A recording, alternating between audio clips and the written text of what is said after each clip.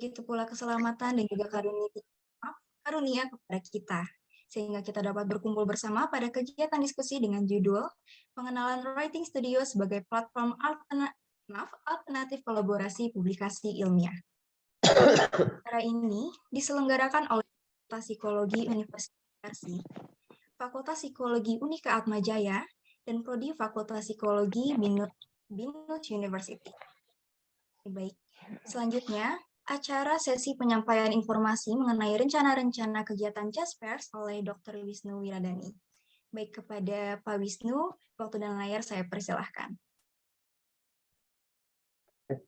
Terima kasih Linggat, selamat siang, selamat datang untuk rekan-rekan semua, baik yang sudah pernah mengikuti acara-acara kami sebelumnya maupun yang baru saja bergabung hari ini.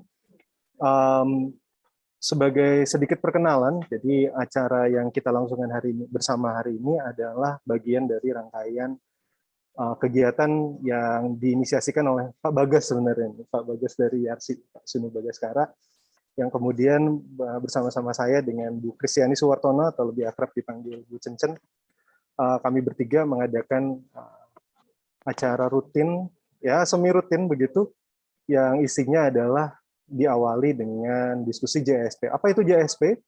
JSP singkatan dari Jeffries Amazing Statistical Package, yang di 3 institusi kami bersama ini kami gunakan untuk mengajar maupun untuk melakukan penelitian kuantitatif begitu. Jadi kami menggunakan aplikasi open source dan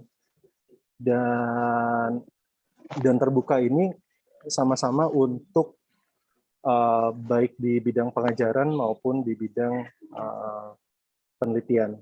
Nah, tapi diskusinya berkembang, jadi setengah tahun selanjutnya ini kami juga akan menggunakan acara ini, menggunakan kesempatan-kesempatan. Kita akan coba untuk melakukan ini tiap bulan, untuk juga mendiskusikan metode penelitian, baik kualitatif maupun kuantitatif dalam bidang ilmu perilaku yang kontemporer. Nanti bisa dari psikologi, bisa dari bidang ilmu kesehatan, bisa dari bidang komunikasi, dan seterusnya. Untuk memperkaya kita semua, kita akan bicara juga tentang analisis data, baik yang statistik, yang sangat tradisional, kita ajarkan di ilmu perilaku, maupun lagi-lagi yang kontemporer, kita akan bicara tentang analisis jejaring, kita akan bicara mengenai mungkin nanti data science, dan seterusnya. Dan juga yang baru adalah open science.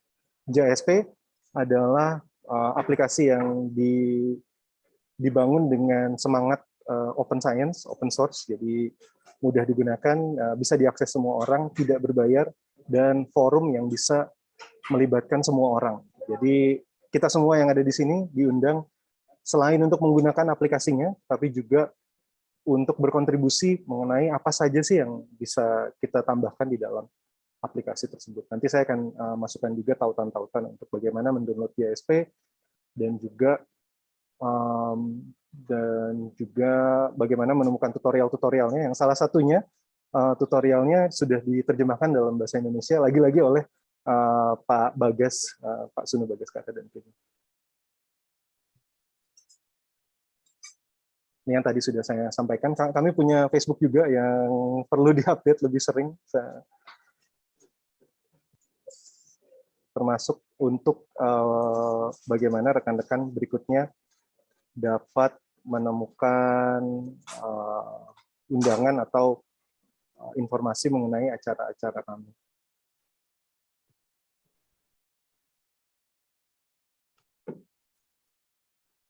Lalu ini kami bertiga, walaupun sekarang panitianya sudah bertambah.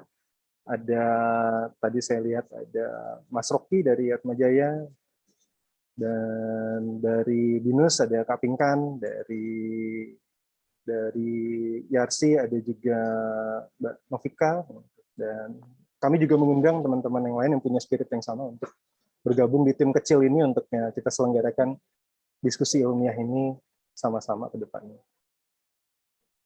Sejauh ini saya berbagi juga rencana kami setidaknya sampai akhir tahun.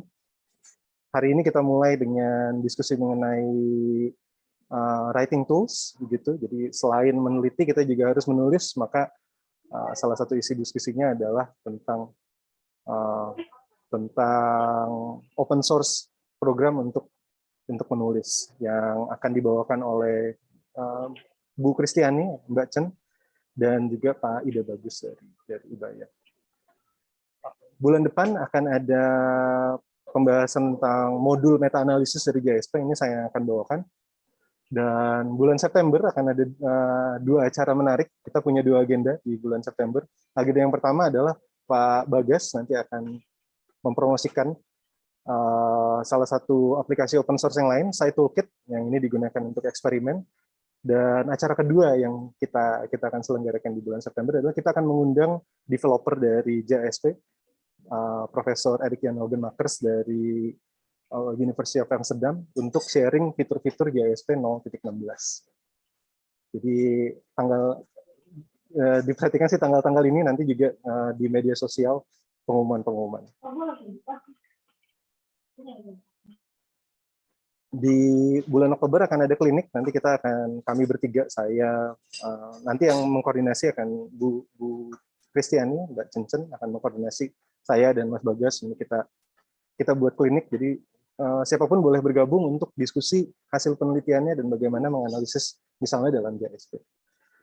Setelah itu di bulan November akan ada promosi tentang Open Science Framework, buat yang belum tahu, nanti kita akan lihat siapa yang akan membawakan, dan di bulan Desember akan ada promosi lain tentang metode penelitian.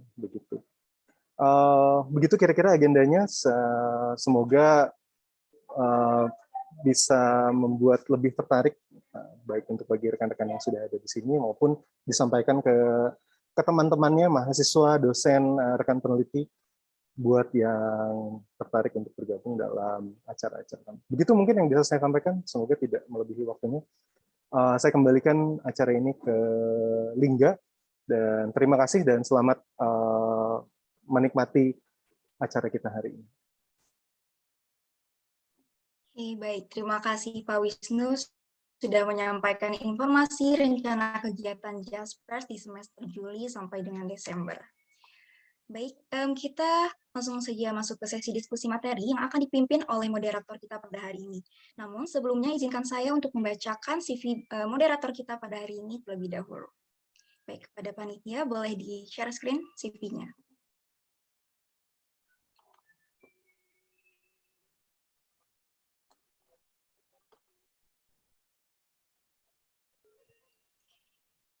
Baik, beliau bernama Dewi Kumalasari, memiliki pengalaman di tahun 2016 sampai dengan sekarang.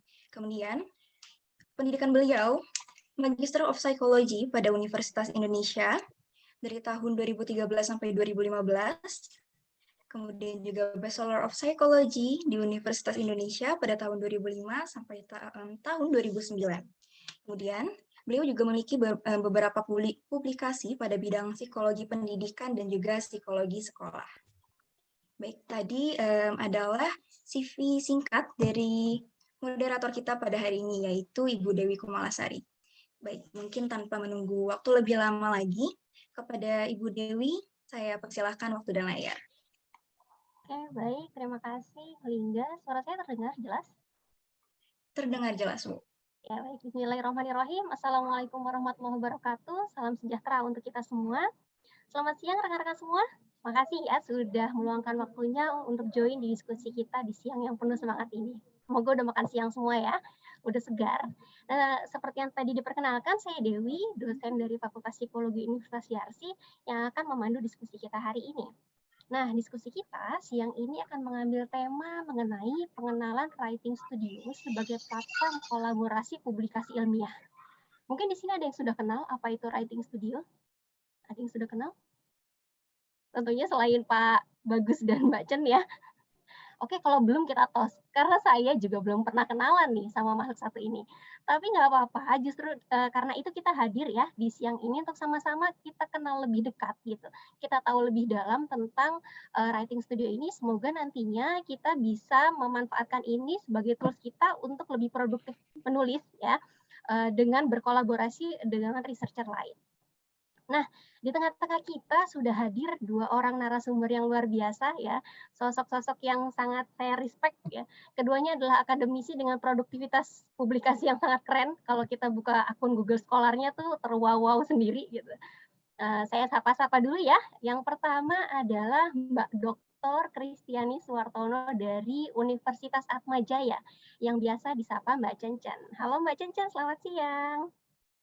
Ya, selamat siang Mbak Dewi. Sehat Mbak? Sehat, apa kabar? Alhamdulillah sehat juga. Ya, makasih ya Mbak Cencen udah mau nih sharing-sharing sama kita siang ini gitu. Kita jadi akan nambah ilmu ya dari Mbak Cen hari ini. Makasih Mbak Ya, Cencen. Nah, sama-sama. iya, yang kedua saya sapa pembicara kita ada Pak Dr. Ide Bagus Syaputra dari Universitas Surabaya atau Ubaya yang biasa kita sapa Pak Bagus. Selamat siang Pak Bagus. Halo, Pak Bagus sudah hadirkah di sini? Mungkin Pak Bagus masih ada rapat sampai jam 1 Oh, sih. I see. Oke, baik. Ya, nanti Pak Bagus akan segera bergabung dengan kita. Oke, baik. Mungkin tanpa panjang-panjang kita masuk ke sesi pertama kita ya. Kita akan masuk ke narasumber kita pertama, yaitu Mbak Cencen. Ya, sebelumnya saya akan bacakan dulu CV beliau. Ya, teman-teman siap terwow ya dengan CV beliau ini. Bentar, saya coba share screen-nya dulu. Oke. Oh, nggak bisa ya. Teman-teman panitia ada yang punya CV Mbak Cencen? Di share screen saya nggak kepencet. Atau saya bacakan saja deh ya. Mbak Cencen ini nama lengkapnya Kristiani Suwartono, Dr. Kristiani Suwartono, SPC MSI, ya beliau lahirnya di Purwokerto, ngapak ya Mbak, ngapak nation. Iya. Oke, Bisa pendidikan dengar formal dong. beliau. Ya Mbak? Iya, bisa mendengar saja, tapi kalau berbicara enggak. Oh iya iya, oke. Nah, pendidikan formal beliau S1-nya dari Fakultas Psikologi Universitas Indonesia, kita satu guru satu ilmu ya Mbak Cencen, tahun 2001 sampai 2005, kemudian S2-nya MSI ya, Magister Science dengan spesifikasi psikometri, serem ya, dari UI juga tahun 2005 sampai 2007, dan beliau menyelesaikan PhD di Radboud University ya, tahun 2014 sampai 2018. Keren sekali ya, 4 tahun selesai PhD-nya. Nah, banyak sekali training, seminar, workshop yang sudah beliau ikuti. Dan publikasinya kalau teman-teman nanti penasaran gitu ya, nanti bisa langsung aja visit akun Google Scholar beliau. Itu jadi banyak sekali publikasinya baik di jurnal-jurnal nasional maupun internasional. Beliau juga merupakan editor dari beberapa jurnal bereputasi di Indonesia ya Mbak. Jadi jurnal-jurnal terakreditasi Sinta 2, jurnal Anima, JPU dan sebagainya. Beliau juga reviewer pada berbagai jurnal-jurnal yang memang sudah bergengsi gitu di Indonesia. Oke, nah nanti Mbak Cencen akan sharing dengan kita tentang standar publikasi konsensual bagi editor jurnal psikologi Indonesia. Apa sih itu gitu ya. Nah, nanti kalau teman-teman ingin bertanya, dipersilakan untuk raise hand atau boleh ketik ya pertanyaannya di kolom chat gitu. Jadi nanti bisa sepanjang materi ya, supaya takutnya nanti lupa kalau nunggu di akhir, boleh nanti diketikkan di kolom chat gitu. Nanti ketika waktunya memungkinkan saya akan bacakan atau saya berikan kesempatan bertanya. Mungkin seperti itu. Oke, tanpa panjang-panjang silahkan Mbak Cencen. Ya, baik. Terima kasih Mbak Dewi atas perkenalannya. Ya, teman-teman, kita di sini sifatnya diskusi, jadi silahkan saja untuk masuk.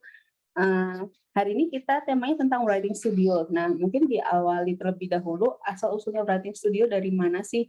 Nah, ini yang mau di-share. Kebetulan di sini sudah ada tim dari Ubaya, dari Mbak Fenya sama Mbak Anissa ya? Udah hadirkah? Halo, selamat pagi Bu Cencen. Selamat pagi Bu Fenya. Selamat pagi semuanya. Ya, nanti mungkin kita bisa saling membantu ya ketika Bu Anissa juga ketika yang writing studio. Ya, terima kasih. Mungkin awalnya saya minta izin sharing, screen sharing. Saya belum bisa share screen. Mohon bantuannya teman-teman panitia.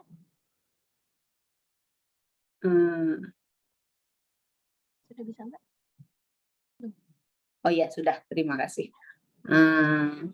Ya, ini asal usulnya adalah dari ngobrol-ngobrol ketika di tahun 2020 dengan Pak Bagas dan Pak Bagus, ide bagus dengan kawan-kawan editor jurnal. Ada keprihatinan kita, mungkin ada beberapa orang yang memang sering menulis jurnal itu sudah tahu, tapi bagaimana yang belum atau masih pemula?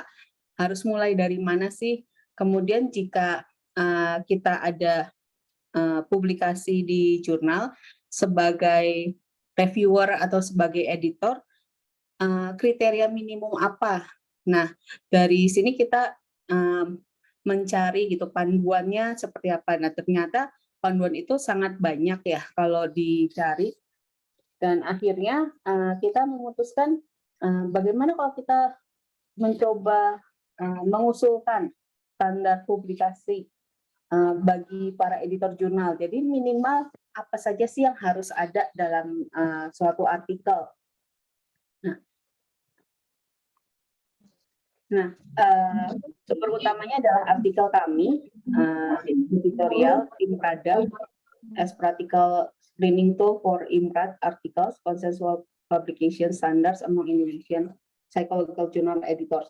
Jadi kami juga pertama-tama brainstorming, itu kira-kira yang paling penting dalam suatu artikel ilmiah harus ada apa saja. Nah, dari situ kami membuat list dan membuat pertemuan juga antar pengurus jurnal. Jadi waktu itu ada sekitar 100-an lebih ya, sekitar 112 pengelola jurnal dan ilmuwan psikologi, baik itu yang terafiliasi sebagai editor atau dia sebagai ilmuwan psikologi. Nah, dari sana kita mempersiapkan kira-kira guidelines-nya apa ya, panduan minimalnya apa ya. Nah, jadi artikel ini ditujukan untuk peneliti, mahasiswa ataupun dosen yang ingin mempersiapkan tulisan yang disusun untuk memenuhi kriteria dasar publikasi ilmiah. Nah, kriteria ini meliputi judul, pendahuluan, metode, hasil dan diskusi, serta pustaka acuan. Nah, ini secara ringkas dalam satu halaman. Jadi kriterianya misalkan kalau judul artikelnya telah mengidentifikasi variabel, kemudian mengidentifikasi isu teoritis yang dikaji atau diteliti.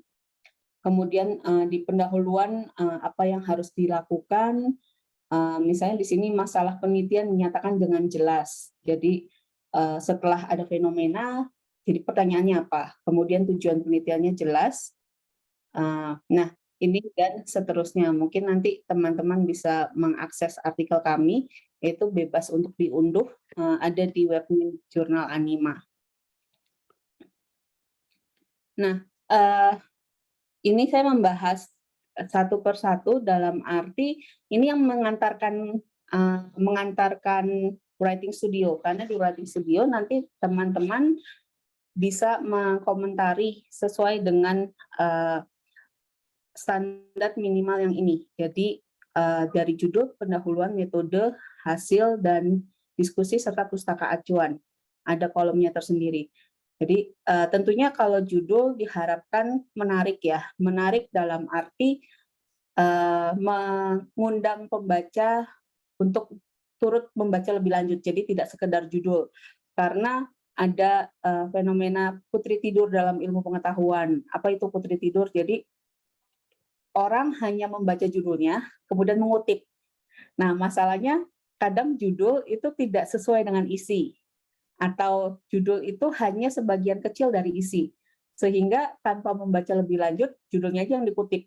Misalnya, mungkin formula alfa untuk reliabilitas. Nah, dikutiplah formula alfa untuk reliabilitas, padahal dalamnya belum tentu formula alfa aja, bisa aja ada persyaratan lain atau gimana, sehingga tidak menggambarkan isinya. Nah, untuk artikel kuantitatif ditekankan pentingnya penyajian variabel penelitian, isu teoritis yang sedang diteliti, dan populasi yang dijadikan fokus penelitian. Sedangkan untuk kualitatif variabel mungkin sering diganti atau disetarakan dengan istilah fokus atau fenomena penelitian. Jadi setidaknya dari judul itu sudah tergambar. Ini ada jokes dari PAC Comics, jadi biasanya kalau judul ini ada frase, titik 2, kalau misalnya Bapak Ibu bingung mau yang mana gitu ya. Terus ya di sini length enhance superlative with proximity. Terus ini, nah sebenarnya sih kalau judul usahakan jangan panjang-panjang, ini bercandaannya kalau misalnya bingung biasanya ada titik 2-nya gitu lah. Nah, di pendahuluan juga kalimat pertama biasanya paling susah ya. Saya termasuk yang susah ketika menuliskan kalimat pertama dari pendahuluan. Sebaiknya bukan pengetahuan umum, misalnya Indonesia terdiri dari 17.000 pulau atau berapa ini bahasa. Nah, ya itu juga suatu seni ya. Mungkin biasanya sih kita merenung-renung dulu, baru habis itu keluarlah ide untuk kalimat pertama. Bisa juga teman-teman mencari inspirasi dari beberapa standar pelaporan penelitian. Ternyata laporan penelitian itu, standar pelaporan itu cukup banyak ya. Mungkin nanti kita ada di sini, ada ini Ekuator. Jadi Enhancing the Quality and Transparency of Health Research. Ini satu web itu banyak banget ya panduannya, mau yang apa, eksperimen dengan metode yang mana, kemudian kalau mau misalnya tentang policy mau seperti apa, ini ada semuanya di web ini. Kemudian EPA sendiri juga ada reporting standarnya, jadi yang kenapa kita perlu, ini ada di artikel yang pertama, kemudian standar untuk kuantitatif itu seperti apa, itu juga ada. Kemudian standar untuk kualitatif juga ada. Ini sangat detail ya, sehingga kayak ada pohon keputusan yang kalau kamu kuantitatif, maka kuantitatifnya pakai apa? Eksperimen. Oke, eksperimen jenisnya apa? Nah, kalau misalnya eksperimen tipe randomize yang ini, maka lihatlah tabel berapa. Gitu. Jadi sebenarnya sudah ada guideline-nya. Mungkin belum tersosialisasi dengan baik ya. Ini udah ada dari sejak 2018, tapi terus terang saya aja baru tahu 2020 waktu itu. Jadinya ya mungkin masih perlu untuk diperkenalkan juga. Nah, kembali ke pendahuluan, intinya di pendahuluan itu ada rumusan masalah, ada tujuan penelitian dan hubungan dengan penelitian terdahulu. Karena penelitian kita kan melengkapi atau ini suatu terobosan yang baru gitu, sehingga perlu ada yang sebelum kita penelitinya tuh sudah berbuat apa saja. Ini yang inti dari pendahuluan. Untuk metode biasanya ada bagian desain, kemudian partisipan, instrumen penelitian, prosedur, dan ini ya apa? Tambahan teknik analisis, terutama kalau teknik analisisnya masih baru. Misalkan meskipun Bayesian itu sudah dibahas di jurnal-jurnal luar internasional, di Indonesia mungkin masih sedikit yang menggunakan Bayesian, maka metode Bayesian itu apa sih? Mungkin itu diperlukan penjelasan lebih panjang gitu dibandingkan yang seringkali. Karena memang pada penelitian di bagian metode kita menganggap semua orang tuh setara sebagai peneliti ya, jadi nggak usah dijelasin lagi tuh korelasi adalah itu nggak usah, regresi adalah tuh nggak usah, tapi kami percaya bahwa teman-teman yang submit ke jurnal itu sudah tahu persyaratan, misalnya kalau menggunakan Pearson maka persyaratan teknik analisisnya apa sih, kalau menggunakan regresi persyaratannya apa sih, sehingga itu tidak perlu dijelaskan panjang lebar ketika seperti kuliah lah ibaratnya. Jadi saya misalnya menggunakan metode regresi dengan saya menggunakan multiple regression dengan metode apa misalnya stepwise atau enter atau dan lain sebagainya, itu yang dijelaskan. Kenapa perlu sangat jelas di bagian metode? Karena di penelitian ada isu tentang replikabilitas, jadi bisa diulang nggak nih? Metodenya hanya peneliti yang tahu, atau sebenarnya kalau orang membaca runtutan metodologi kita, dia bisa mengulang, dan hasilnya kurang lebih setidaknya sama ya, nggak berbeda gitu. Dan reproduksibilitas keberulangan hasil. Ya, jadi kalau yang pertama kan metodenya dengan metode yang sama, apakah kita mendapat hal yang sama, dan kalau dengan teknik statistik tertentu itu hasilnya kurang lebih sama nggak? Kalau belakangan hari ini sih ya, ketika submit ke jurnal kemarin yang misalnya di Frontiers atau di mana lagi ya, saya lupa, tapi kami diwajibkan untuk submit datanya. Ternyata juga sebenarnya ada pilihan mau membuka datanya atau enggak, tapi waktu itu kami sepakat kami mengupload datanya di OSF, jadi teman-teman pun bisa mengakses data penelitian kami dan membuat artikel dari sana. Itu penelitian kami waktu itu tentang forgiveness dan religiusitas, jadi banyak berbagai variabel seputar religiusitas dan memaafkan itu ada. Nanti kalau ada yang berminat dan tertarik silakan menghubungi saya. Kalaupun teman-teman mau mencari sendiri itu ada di OSF. Kemudian untuk hasil tentunya menuliskan hasil penelitian yang relevan dengan pertanyaan penelitian, diawali dengan gambaran deskriptif dari variabel-variabel yang diteliti, kuantitatif atau latar belakang dari responden, itu kualitatif. Intinya di bagian hasil, penulis menjadi pemandu bagi pembaca untuk memahami data partisipan atau responden atau temuan analisis. Di bagian hasil tidak hanya disajikan tabel dan statistik, tapi tetap itu diberikan interpretasi. Khusus penulisan tabel, harap hemat tabel ya, karena di jurnal kan space-nya terbatas ya. Jadi kalau tabel paling enggak 2-3 tabel lah, jangan sampai 10 tabel gitu, itu terlalu banyak gitu ya. Jadi kalau bisa tabel ini disatukan, itu sebaiknya disatukan. Oke.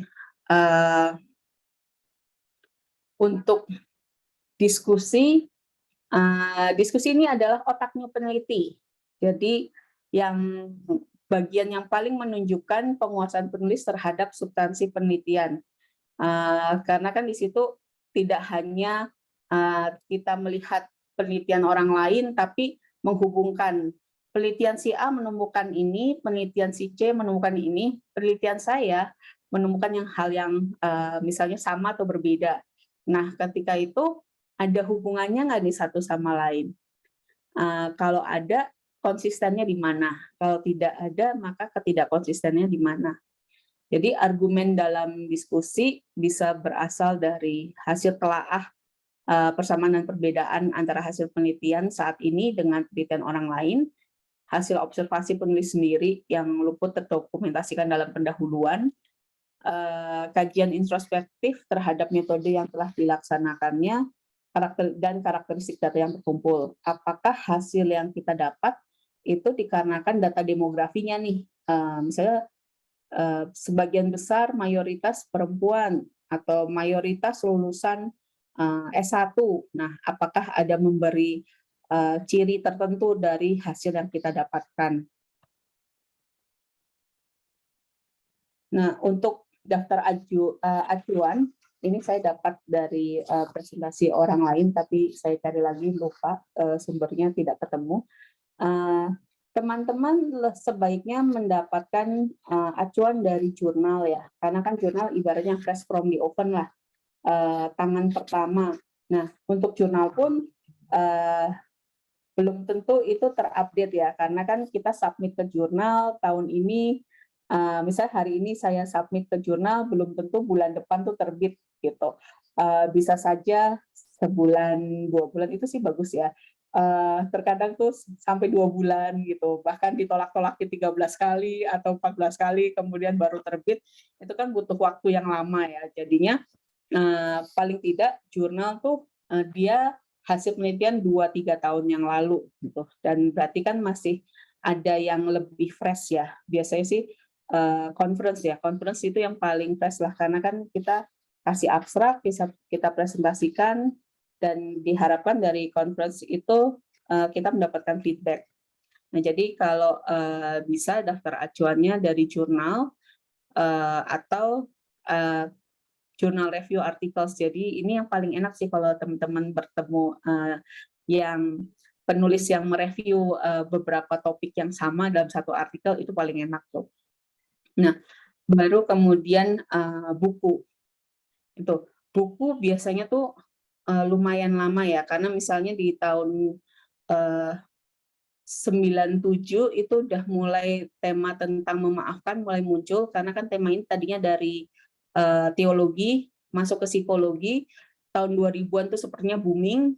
Nah, tahun 2005 apa ya, itu baru masuk satu paragraf dari buku psikologi sosial. Terus yang tahun berapanya lagi baru 1 halaman gitu. Jadi bisa dilihat, bisa di apa ya, kita lihat bahwa riset ini sudah ada sejak 97, tapi di 2005 aja baru jadi 1 paragraf buku gitu, di 1 chapter di buku gitu. Jadinya sebenarnya yang paling update itu adalah yang paling tidak teman-teman dari jurnal.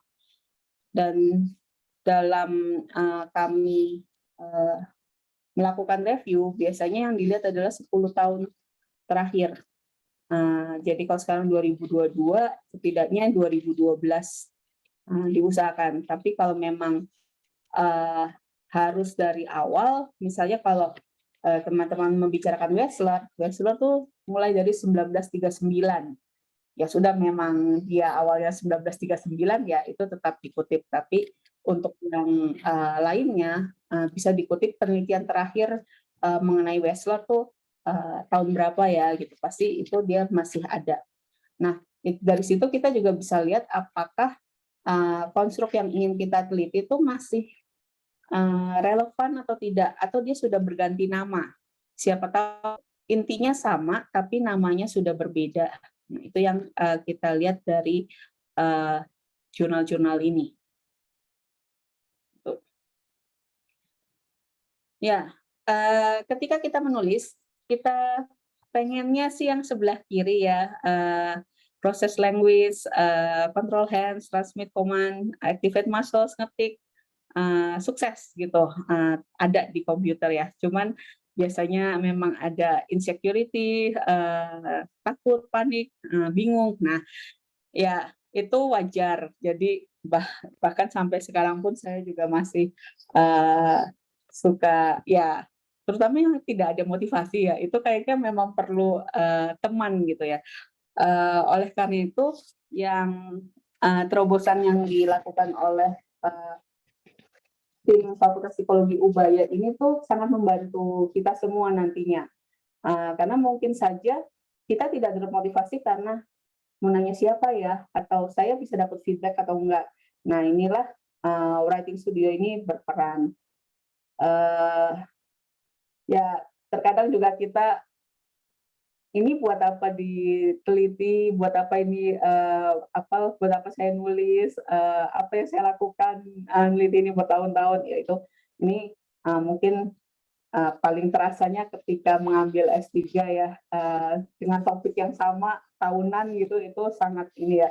Ya, tapi kita tetap harus kembali bekerja. Nah, sekali lagi ya, si writing studio ini yang akan membantu kita semua lah. Dan meskipun cuma 1 paragraf gitu ya, teman-teman, kalau berhasil menulis itu adalah suatu pencapaian sih. Jadinya dirayakan saja. Ya, kalau bingung makanya juga ada panduan dari kami yang setidaknya lebih ringkas ya. Paling tidak di sini kan ini yang sudah terangkum. Paling tidak pointers di sini sudah ada, maka pengembangan yang lain pun bisa dilakukan. Jadi guidelines-nya, standar minimalnya inilah paling tidak.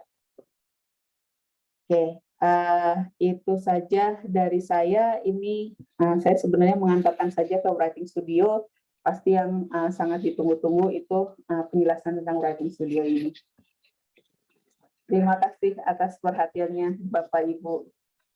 Oke, baik. Terima kasih Mbak Cencen ya. Tadi kita sudah mendengar Mbak Cencen menjelaskan mengenai kriteria minimal ya dalam sebuah publikasi itu harus ada apa saja sih gitu. Dan tadi Mbak Cencen juga sudah menguraikan ya perbagian tuh apa yang harus kita tuliskan.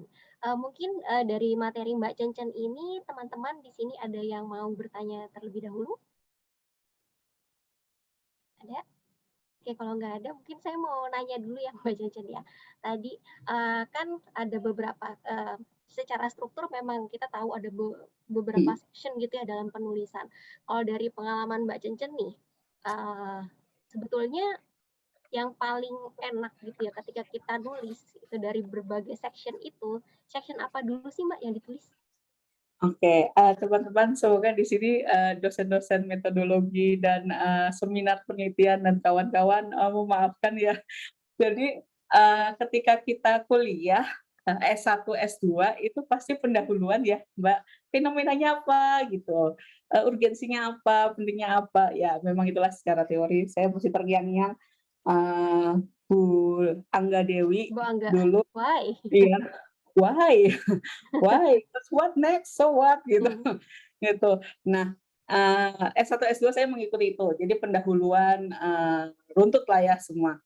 Pas saat saya S3, terus terang saya menulis bagian metodologi dulu. Ya, ini best practice yang untuk saya ya. Mungkin kalau teman-teman mungkin ada yang berbeda, kita mengajarkan juga ke mahasiswa why-nya dulu gitu. Tapi ketika kita S3 kan kita udah bikin proposal ya di awal. Jadi sebenarnya sih pendahuluan dalam tanda kutip udah ada. Cuman ketika menulis artikel, yang saya tulis itu metode dulu. Setelah metode itu hasil.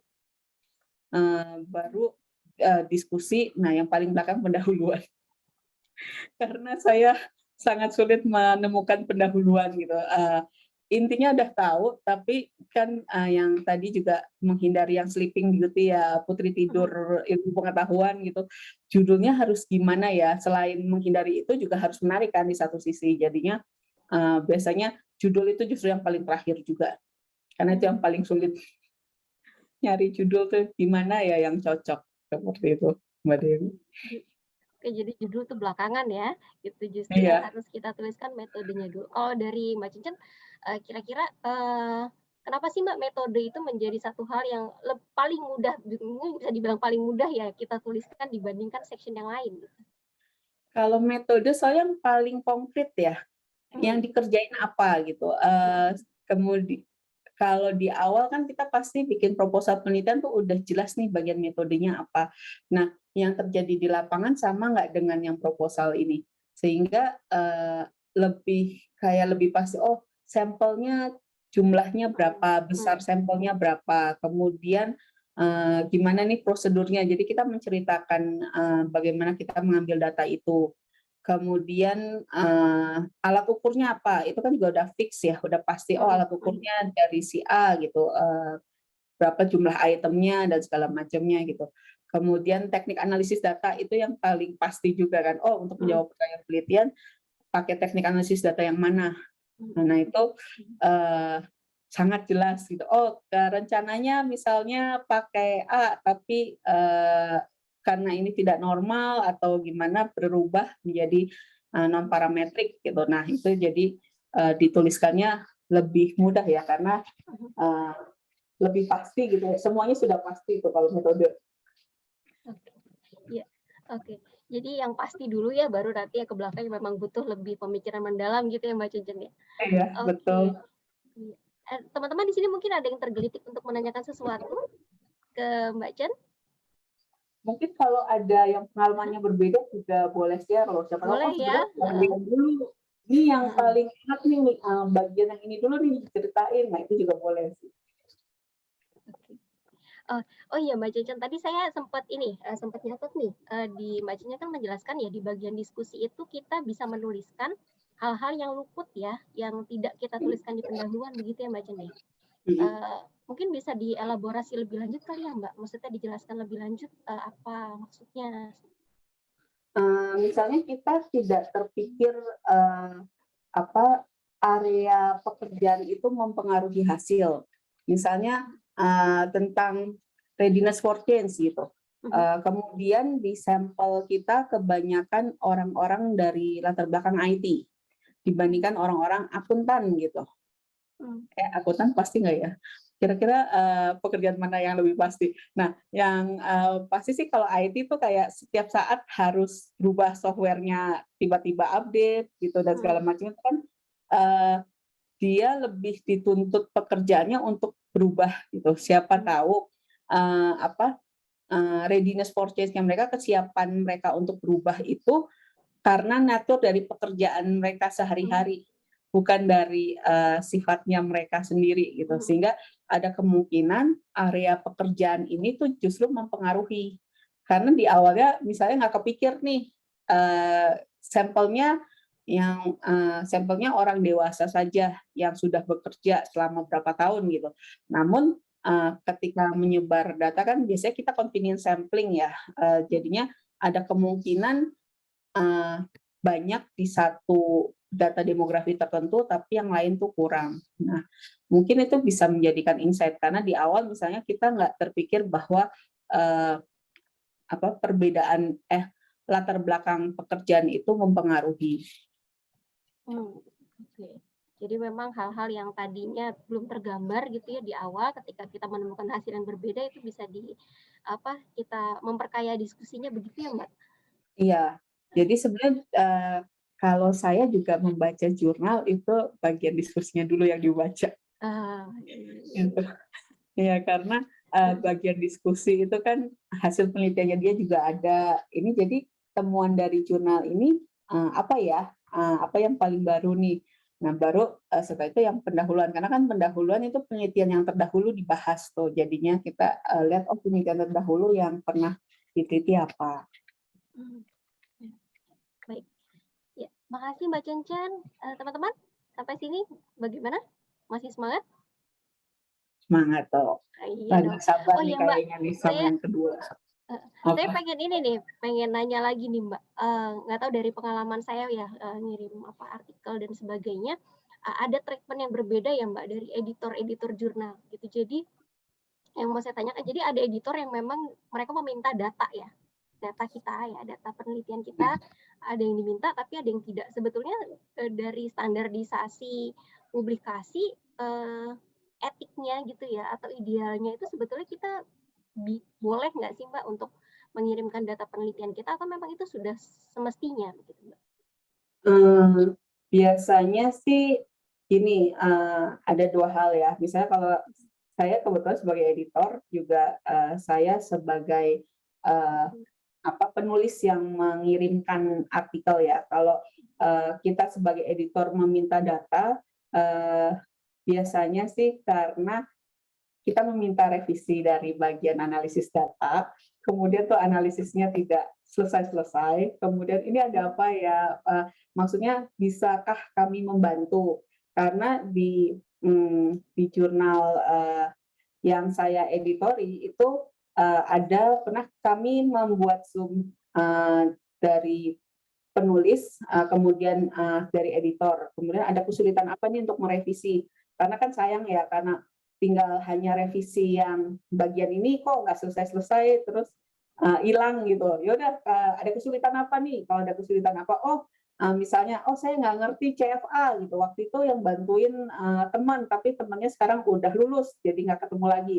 Ya itu kita bisa perlu tahu gimana caranya CFA. Oke, kita kasih ini bisa lo caranya begini gitu.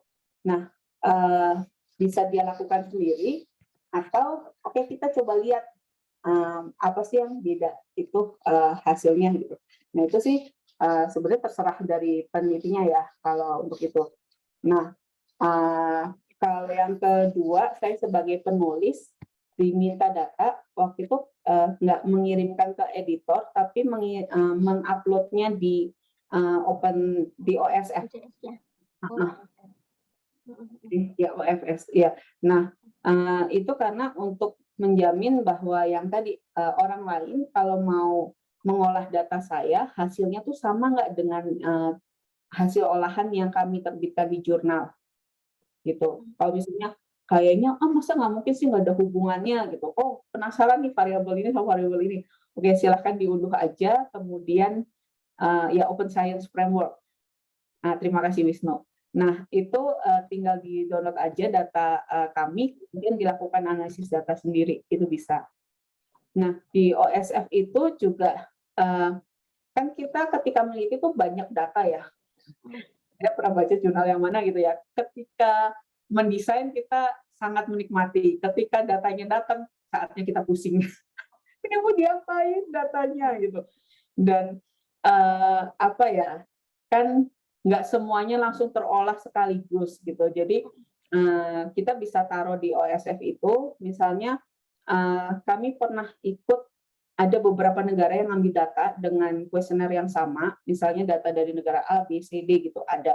Nah, nanti kita bisa mengajukan permintaan, boleh nggak kami menganalisis data Bapak atau Ibu, kemudian kita membuat artikel bersama karena yang paham mengambil data tuh yang mengupload datanya bisa nggak untuk membantu di bagian metode, ini gimana sih cara ngambil datanya gitu. Nah, itu jadi kita bikin artikel bersama.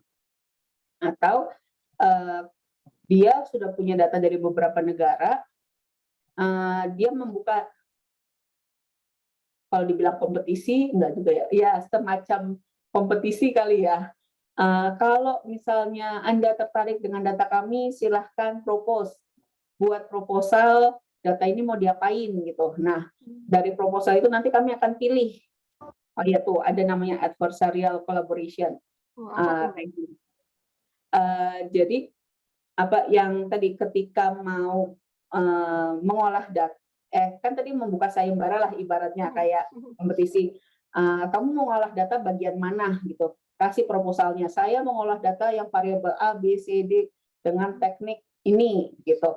Nah, nanti kan terkumpul tuh ke yang pengambil data pertama, kemudian dilihat supaya nggak berantem lah, ibarat nanti kalau idenya saya dengan idenya Wisnu tuh sama, berarti kan ya mau buat apa, mau basir kan teknik ini. Nah, paling dari misalnya yang sama, mana nih yang menyajikan lebih detail, maka kami misalnya dihubungi, kami memilih kamu untuk analisis yang sesuai dengan janji kamu ya, di proposal kamu bilangnya analisisnya ABC gitu. Nah, jadi ya kita menganalisis yang hanya ABC. Ketika dalam perjalanannya ternyata kita nemuin D, itu nggak boleh. Karena kan kita bilangnya cuma ABC. Gitu. Itu bisa terjadi juga. Oke, itu jadi pintu kolaborasi sebetulnya Mbak ya?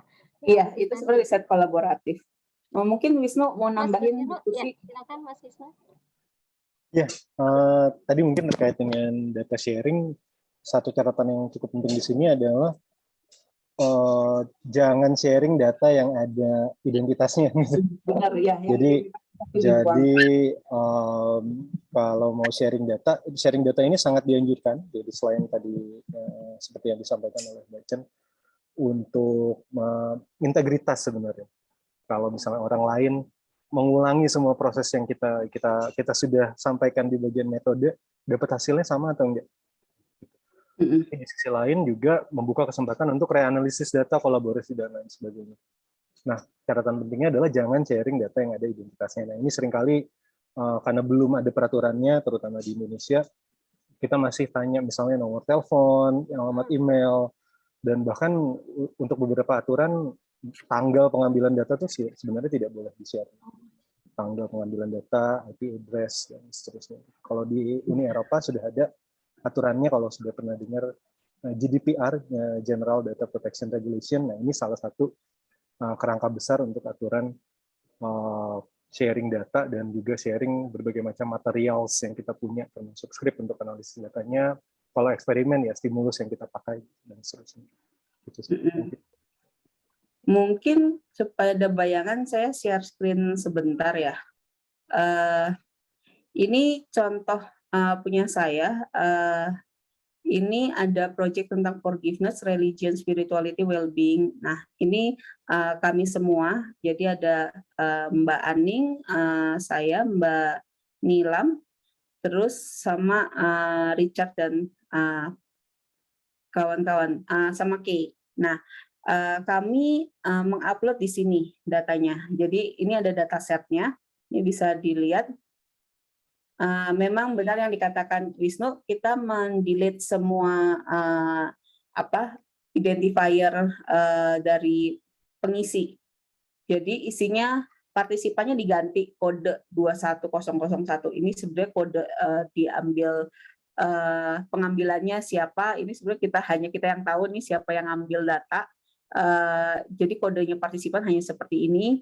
Terus ini usia, jenis kelamin, biasalah yang ini. Jadi datanya memang tidak ada data ini ya, nggak ada yang bisa mengidentifikasi juga lah.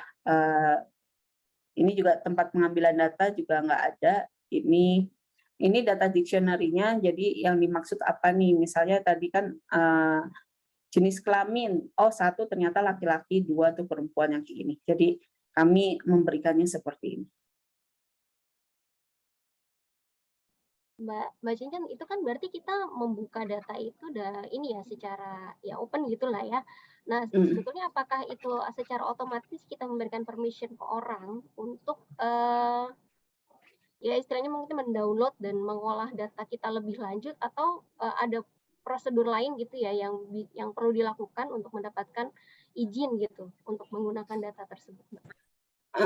Biasanya sih pasti mau nggak mau kita harus izin ya, karena kan untuk menuliskan bagian metode kan nggak tahu bagaimana cara data ini diadministrasikan.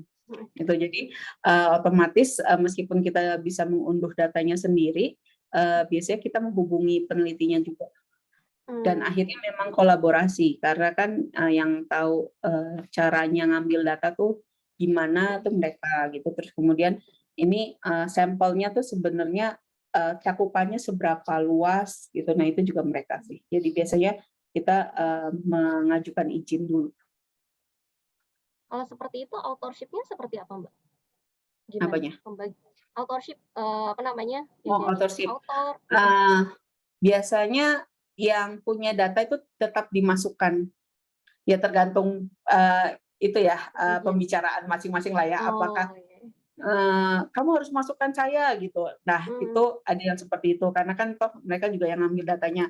Juga ada yang selain mereka yang ngambil datanya, ketika selesai dilakukan penulisan, itu tolong balik lagi ke saya. Karena siapa tahu interpretasinya tuh konteksnya beda gitu ya, nggak tahu. Jadi oh ini harus balik lagi nih. Karena misalnya yang kita ngambil data di Indonesia, terus yang mau minta data kita orang Prancis gitu. Nah, atau misalnya orang Belanda, belum tentu mereka ngerti konteksnya di Indonesia kan, sehingga ketika mereka menjelaskan dengan suatu teori tertentu, pas nggak nih dengan budaya ketika kita ngambil data ini. Itu jadinya itu tetap kayaknya kolaborasi tetap diperlukan. Berarti untuk apa namanya authorship dan sebagainya itu tergantung dengan komunikasi ya pembagian. Iya, sekali lagi iya sih komunikasi antar penelitinya mau seperti apa. Ya, menarik sekali ya. Artinya memang dalam dunia publikasi kolaborasi sudah menjadi hal yang tidak terelakkan gitu ya Mbak ya. Jadi memang kalau kita mau maju ya maju bareng-bareng gitu ya. Kemudian tadi juga saya juga baru tahu bahwa kita bisa ya sharing data seperti itu, dan dari situ kita justru dapat ide-ide riset ya, karena ngambil data kan juga nggak mudah ya Mbak ya. Jadi apa namanya ngambil data juga sulit. Iya, gitu sulit, cost-nya juga besar dan sebagainya gitu. Jadi memang jadi salah satu pintu juga nih buat apa namanya riset-riset ke depan gitu. Atau mungkin nanti masa-masa skripsi bisa juga kali ya Mbak ya. Jadi kayak misalkan artinya mengolah data yang ada gitu tentunya dengan izin gitu supaya apa namanya sebetulnya prosesnya bisa jadi lebih bisa jadi nggak usah ngambil data itu kan tentunya lebih ringkas ya, tapi juga bisa memperkaya hasil-hasil yang sudah didapatkan sebelumnya gitu. Oh, jadi bisa juga nih. Ya, saya jadi kepikir juga sih, gitu karena memang mungkin ya kita ngambil data gitu, begitu udah ngumpul ya udah gitu datanya dianggurin gitu ya. Iya, Oke. sayang. Iya, sayang sekali. Oke deh, apa namanya? Makasih banyak Mbak Cecen ya sudah mengantarkan kita pada urgensi kita melakukan kolaborasi gitu dan kita akan masuk dulu ke materi kedua. Sebelumnya kita berikan aplaus dulu untuk Mbak Cecen ya. Terima kasih banyak untuk materinya dan tanya jawabnya hari ini. Ya, saya kasih tepuk tangan virtual ya. Oke. Iya, Nah, terima kasih. iya, sama-sama Mbak. Oke, baik. Mungkin kita bisa masuk ke sesi kedua kali ya. Dari rundown harusnya sudah masuk ke sesi kedua. Di sini sudah hadir, tadi Pak Cicen share ke saya, yang sudah hadir ada Ibu Fenya dan Ibu Anissa dari Ubaya. Mohon maaf untuk Pak Ide Bagus, apakah sudah ada di Zoom meeting ini? Belum ada ya? Belum adakah? Halo, selamat siang Ibu Dewi. Saya Iya, selamat Fenya. siang. Oh iya, siang Mbak Fenya. Iya, Mohon Ibu. maaf, iya, ini berarti Mbak Fenya nanti akan memaparkan materinya atau bagaimana, Mbak? Saya ada materinya gitu. Tapi apakah mau menunggu Pak Bagus atau bisa saya Oh iya. jelaskan terlebih dahulu nih latar belakang dari writing studionya? Nanti kalau ada dipertanyakan, kita sambil tunggu Pak Bagus, begitu ya? Oke, baik. Siap ya, supaya kita juga efektif. Iya, Hari karena ini. Pak Bagus Iya, sepertinya rapatnya belum selesai begitu. iya. Oke, baik. Ya, pembicara kedua, narasumber kita di sini nanti yang akan mungkin mengelaborasi lebih dalam adalah tim dari Ubaya ya, yang dikomandoi oleh Pak Bagus gitu ya. Mungkin saya sampaikan dulu CV beliau ya, supaya kita mengenal ya. Tak kenal maka taaruf ya. Kita kenalan dulu dengan Pak Bagus. Bentar, saya coba share dulu untuk CV beliau. Mana ya?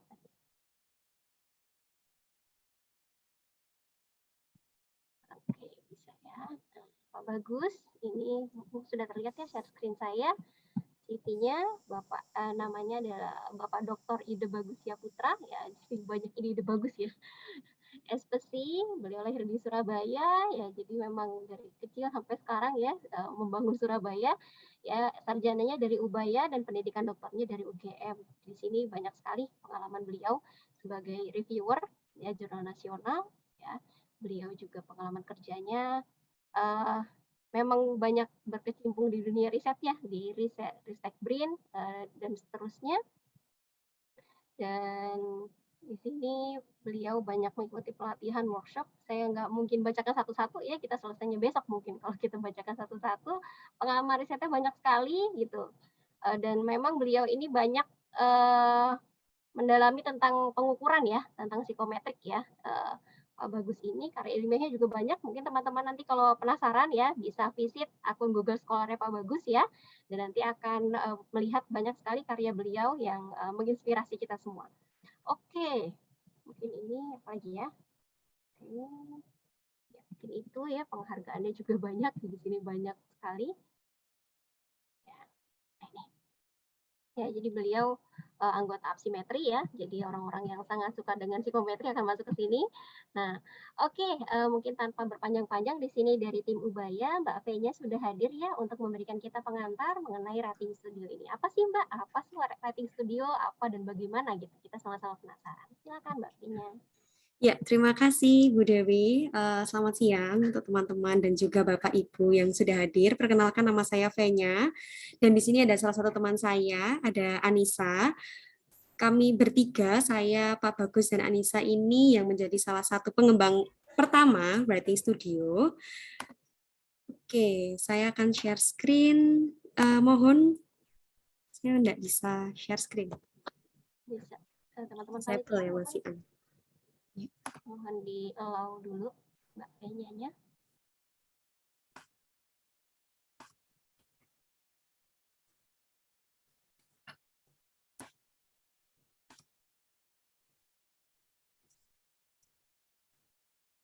Iya, belum bisa. Bisa meminta bantuan host untuk bisa diberikan akses share screen-nya.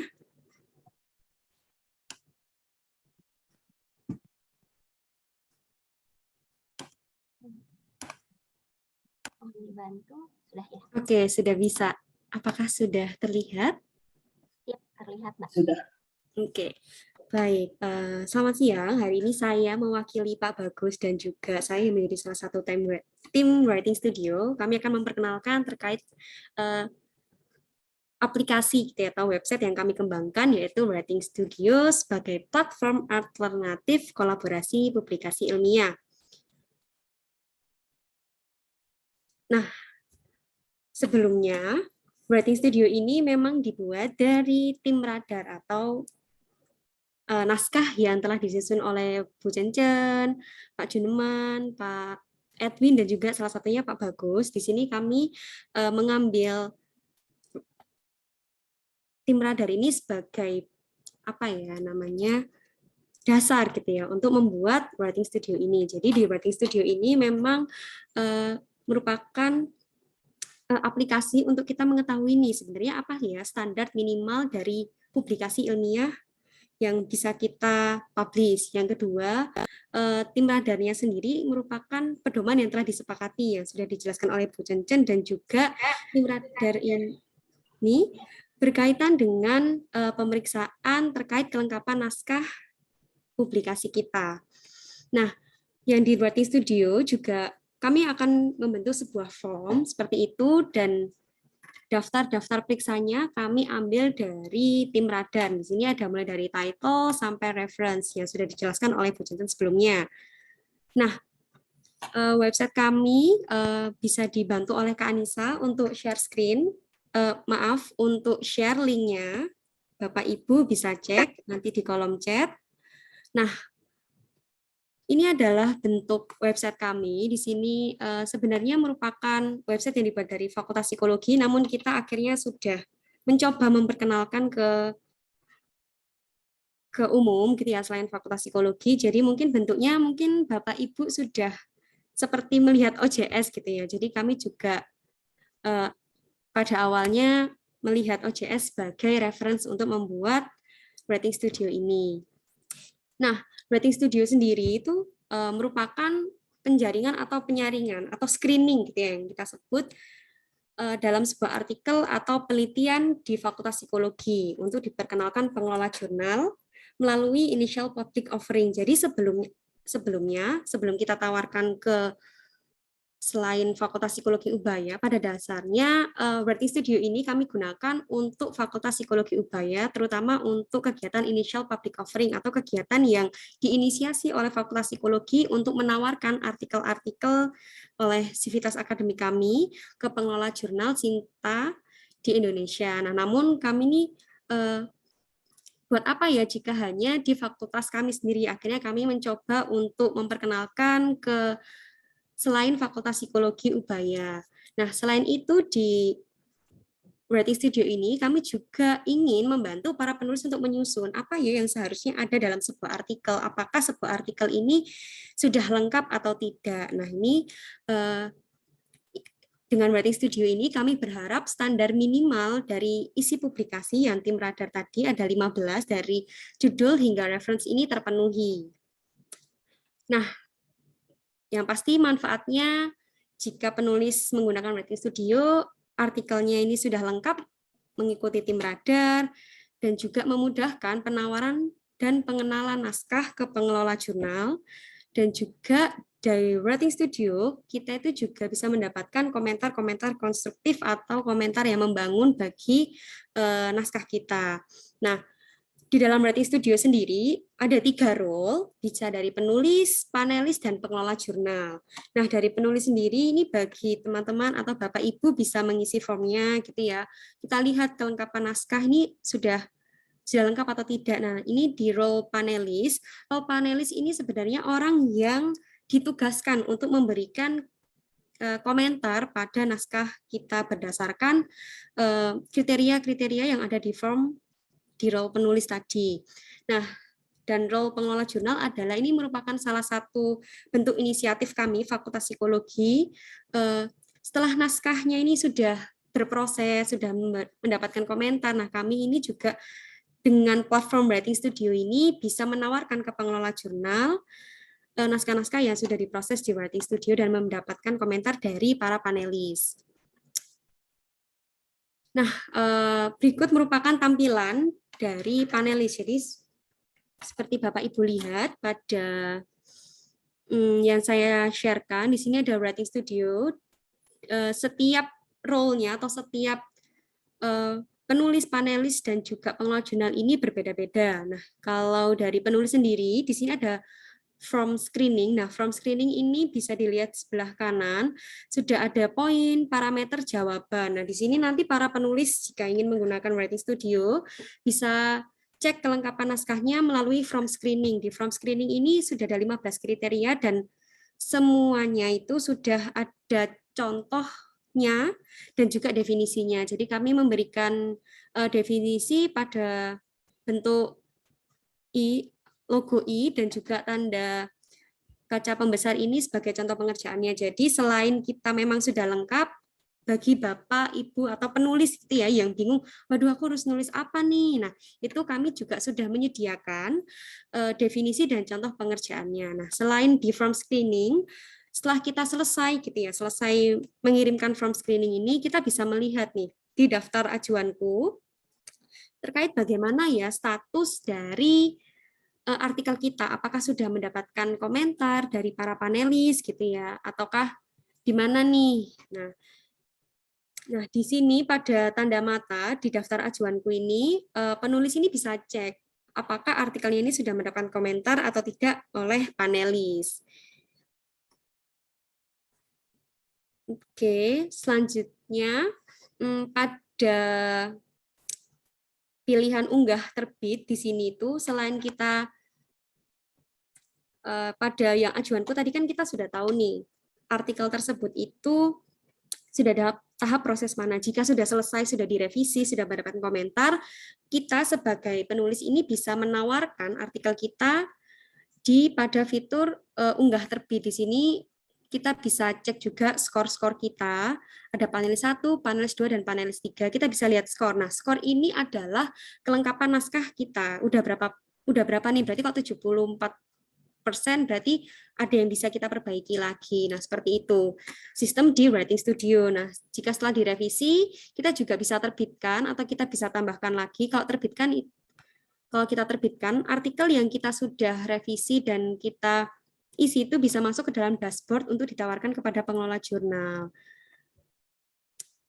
Oke, selanjutnya pada fitur panelis. Fitur panelis ini tidak semua orang bisa menjadi panelis, jadi hanya beberapa orang yang ditunjuk untuk menjadi panelis. Di sini panelis anggapannya kalau di sebuah OJS adalah reviewer. Jadi sebagai panelis itu kita bisa memberikan komentar dengan cara panelis mengecek di ajuannya, lalu bisa opsi proses.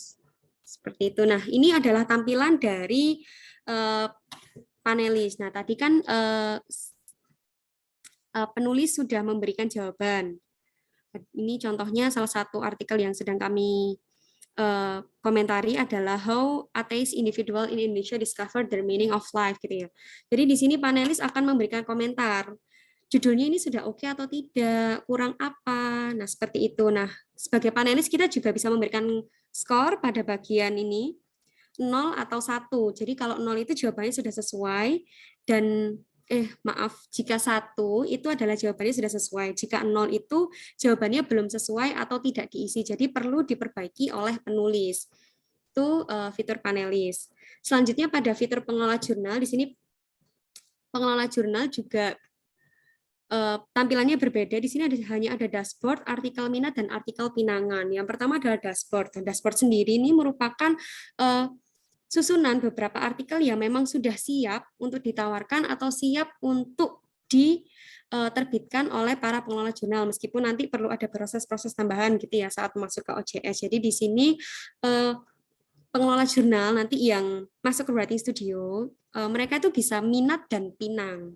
Nah, minat sendiri adalah bagi para pengelola jurnal yang kayaknya ini aku suka artikel ini, aku mau bertemu dengan penulis untuk membahas artikel ini lebih lanjut. Nah, sedangkan kalau pinang, jika para pengelola jurnal ini langsung klik pinang, anggapannya pengelola jurnal itu sudah siap untuk menerbitkan naskah kita. Nah, jadi dengan Writing Studio ini diharapkan penulis dan juga pengelola jurnal ini prosesnya itu cepat gitu. Jadi sebenarnya pada fitur pengelola jurnal ini terinspirasi dari salah satu kegiatan kami adalah initial public offering. Jadi di situ kita menawarkan artikel. Nah, jika pengelola jurnal klik Pinang, secara langsung LOE itu bisa kita terima. Seperti itu untuk pengelola jurnal. Nah, pada fitur pengelola jurnal ini kami juga sudah mencoba untuk merangkum gitu ya, structure abstrak untuk membantu pengelola jurnal ini mencermati dengan cepat. Sebenarnya naskah ini tuh membahas apa, novelty yang ditawarkan itu apa. Jadi tidak membutuhkan waktu yang lama untuk meminang atau meminati artikel yang ditawarkan oleh Writing Studio. Nah, sebelum meminat atau pinang, sebagai pengelola jurnal itu juga bisa memberikan komentar apa yang biasanya apa yang perlu diperbaiki atau komentar-komentar yang membuat artikel lebih baik sebelum masuk ke OJS. Nah, sekian pemaparan dari saya. Selanjutnya mungkin akan dijelaskan oleh teman saya, Kak Anissa, terkait penggunaan Writing Studio-nya. Oke, silahkan Kak Anissa, bisa dibantu. Ya, halo, selamat siang Bapak Ibu dan teman-teman. Saya akan mendemonstrasikan penggunaan Writing Studio. Nah, untuk kesempatan kali ini, saya akan mendemonstrasikan untuk peran sebagai penulis. Gitu. Nah, ini adalah tampilan mukanya Writing Studio, gitu ya. Sebentar. Nah, Bapak Ibu bisa mencoba membuka websitenya gitu.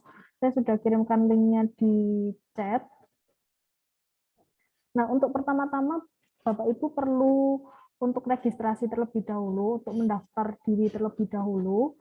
Silakan Bapak Ibu mengisikan identitas sesuai dengan identitas Bapak Ibu di bagian yang sudah tersedia. Nah, nanti di bagian tambah role-nya ini Bapak Ibu bisa coba untuk fitur penulis. Nah, di sini yang khusus ada di Writing Studio itu adalah tujuan jurnal Anda. Jadi harapannya ketika penulis itu mengisi form screening gitu ya, mengisi mengisi melalui Writing Studio, harapannya penulis itu sudah siap untuk mempublikasikan naskahnya gitu. Makanya ada sub menu tujuan jurnal Anda. Jadi di sini ada Sinta 1 sampai Sinta 6. Silakan disesuaikan dengan tujuan dan kebutuhan Bapak Ibu dan teman-teman sekalian. Seperti itu. Jadi ini pakai standar minimal gitu ya. Jadi semisal kita ingin menuju ke jurnal Sinta 3, maka nanti jurnal Sinta 1 dan 2 itu masih bisa melihat naskah kita, namun Sinta 4, 5, dan 6 itu tidak bisa. Gitu. Jadi menggunakan standar minimal itu tadi. Nah, ketika sudah selesai diisi, Bapak Ibu bisa daftar, kemudian bisa langsung login tanpa menunggu email konfirmasi. Nah, untuk yang peran panelis dan pengelola jurnal mungkin kalau ada waktu bisa dijelaskan, tapi kalau misalnya kepepet juga mungkin fokus di penulis aja. Kemudian saya coba untuk login.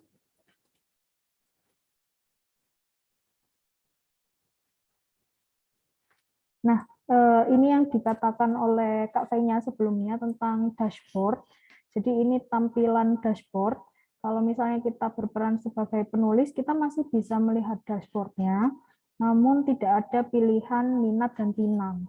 Jadi pilihan minat dan pinang itu hanya ada di pengelola jurnal. Tapi kita bisa melihat penelitian-penelitian yang sudah ada di dashboard. Misalnya saya ingin melihat, misalnya saya melakukan penelitian tentang ASD, terus saya ingin melihat gimana sih penelitiannya sudah ada gitu. Saya bisa lihat seperti itu. Nah, kemudian yang paling utama dari peran sebagai penulis ini adalah form screening, Bapak Ibu. Jadi ini adalah tampilan form screening. Jadi ada poin, parameter, jawaban, dan skor. Parameternya ini disusun berdasarkan tim radar, namun poin-poinnya lebih banyak. Kalau poinnya tim radar ada 15, di sini kami kembangkan jadi untuk mix method bisa mengisi 43 poin. Jadi daftar periksa yang ada di form screening ini bisa diisi semua. Tapi kalau misalnya penelitiannya kita kuantitatif atau kualitatif, itu bisa pilih salah satu nantinya di bagian result. Jadi yang bikin agak ke extend dari 15 ke 43 itu adalah bagian result dan discussion ini. Jadi kita bagikan menjadi dua, kuantitatif dan kualitatif, seperti itu. Nah, balik lagi ke awal, di sini ada parameter judul paper, nama lengkap autor, dan sebagainya. Kalau misalnya biasanya kami kan biasanya kalau berdasarkan pengalaman saya selama ini tuh kita sudah punya naskahnya gitu ya, kita sudah siap, tapi posisinya kita itu nggak tahu nih status naskahnya itu apakah sudah lengkap atau masih harus ditambahkan beberapa hal gitu. Nah, writing studio itu membantu menjawab pertanyaan Bapak Ibu ini. Jadi di judul paper kita bisa tuliskan judul papernya kita. Kalau misalnya kita kebingungan, kita bisa klik simbol I. Jadi di sini ada penjelasan judul paper itu seperti apa sih dan parameter-parameter lainnya. Kemudian di bagian kaca pembesar ini, kalau misalnya kita kebingungan dengan contoh judul gitu ya, di sini juga sudah ada contohnya seperti itu. Nah, kemudian kita diminta untuk melakukan self-assessment di bagian skor.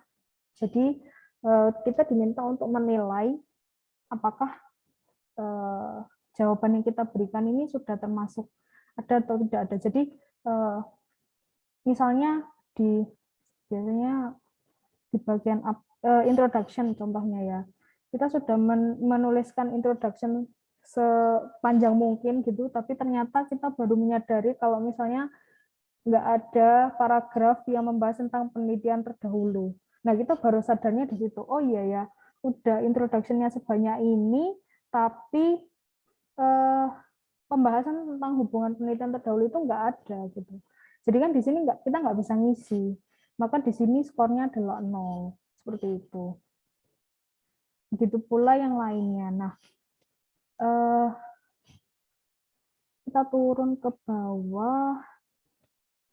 Nah, di bagian references ini yang menurut saya agak unik gitu ya, soalnya kita bukan diminta untuk menuliskan semua referensi yang kita pakai, tapi kita diminta untuk menghitung secara mandiri berapa jumlah referensi yang kita pakai, kemudian secara khusus kita diminta untuk menghitung berapa sih referensi yang merujuk ke artikel jurnal, dan berapa sih referensi yang merujuk atau referensi yang mutakhir atau yang 10 tahun terakhir gitu. Nah, kita diminta menuliskan persentasenya gitu. Kalau misalnya kita punya 10 referensi, kemudian ada 8 referensi yang merujuk ke artikel jurnal, berarti kan ada 80%. Nah, di situ kita sudah bisa bilang bahwa hal itu memenuhi di referensi 1 gitu. Nah, selanjutnya untuk kategori bidang ini disesuaikan dengan topiknya gitu ya, apakah itu masuk ke pendidikan, umum, sosial, dan sebagainya. Nah, kemudian kita akan disajikan pertanyaan tujuan Sinta lagi. Jadi di sini secara khusus kita bicara tentang artikel ini ingin dilihat atau direview oleh pengelola jurnal Sinta berapa sih gitu. Nah, sama sistemnya, sistem minimal. Jadi kalau misalnya kita nggak punya patokan tertentu, boleh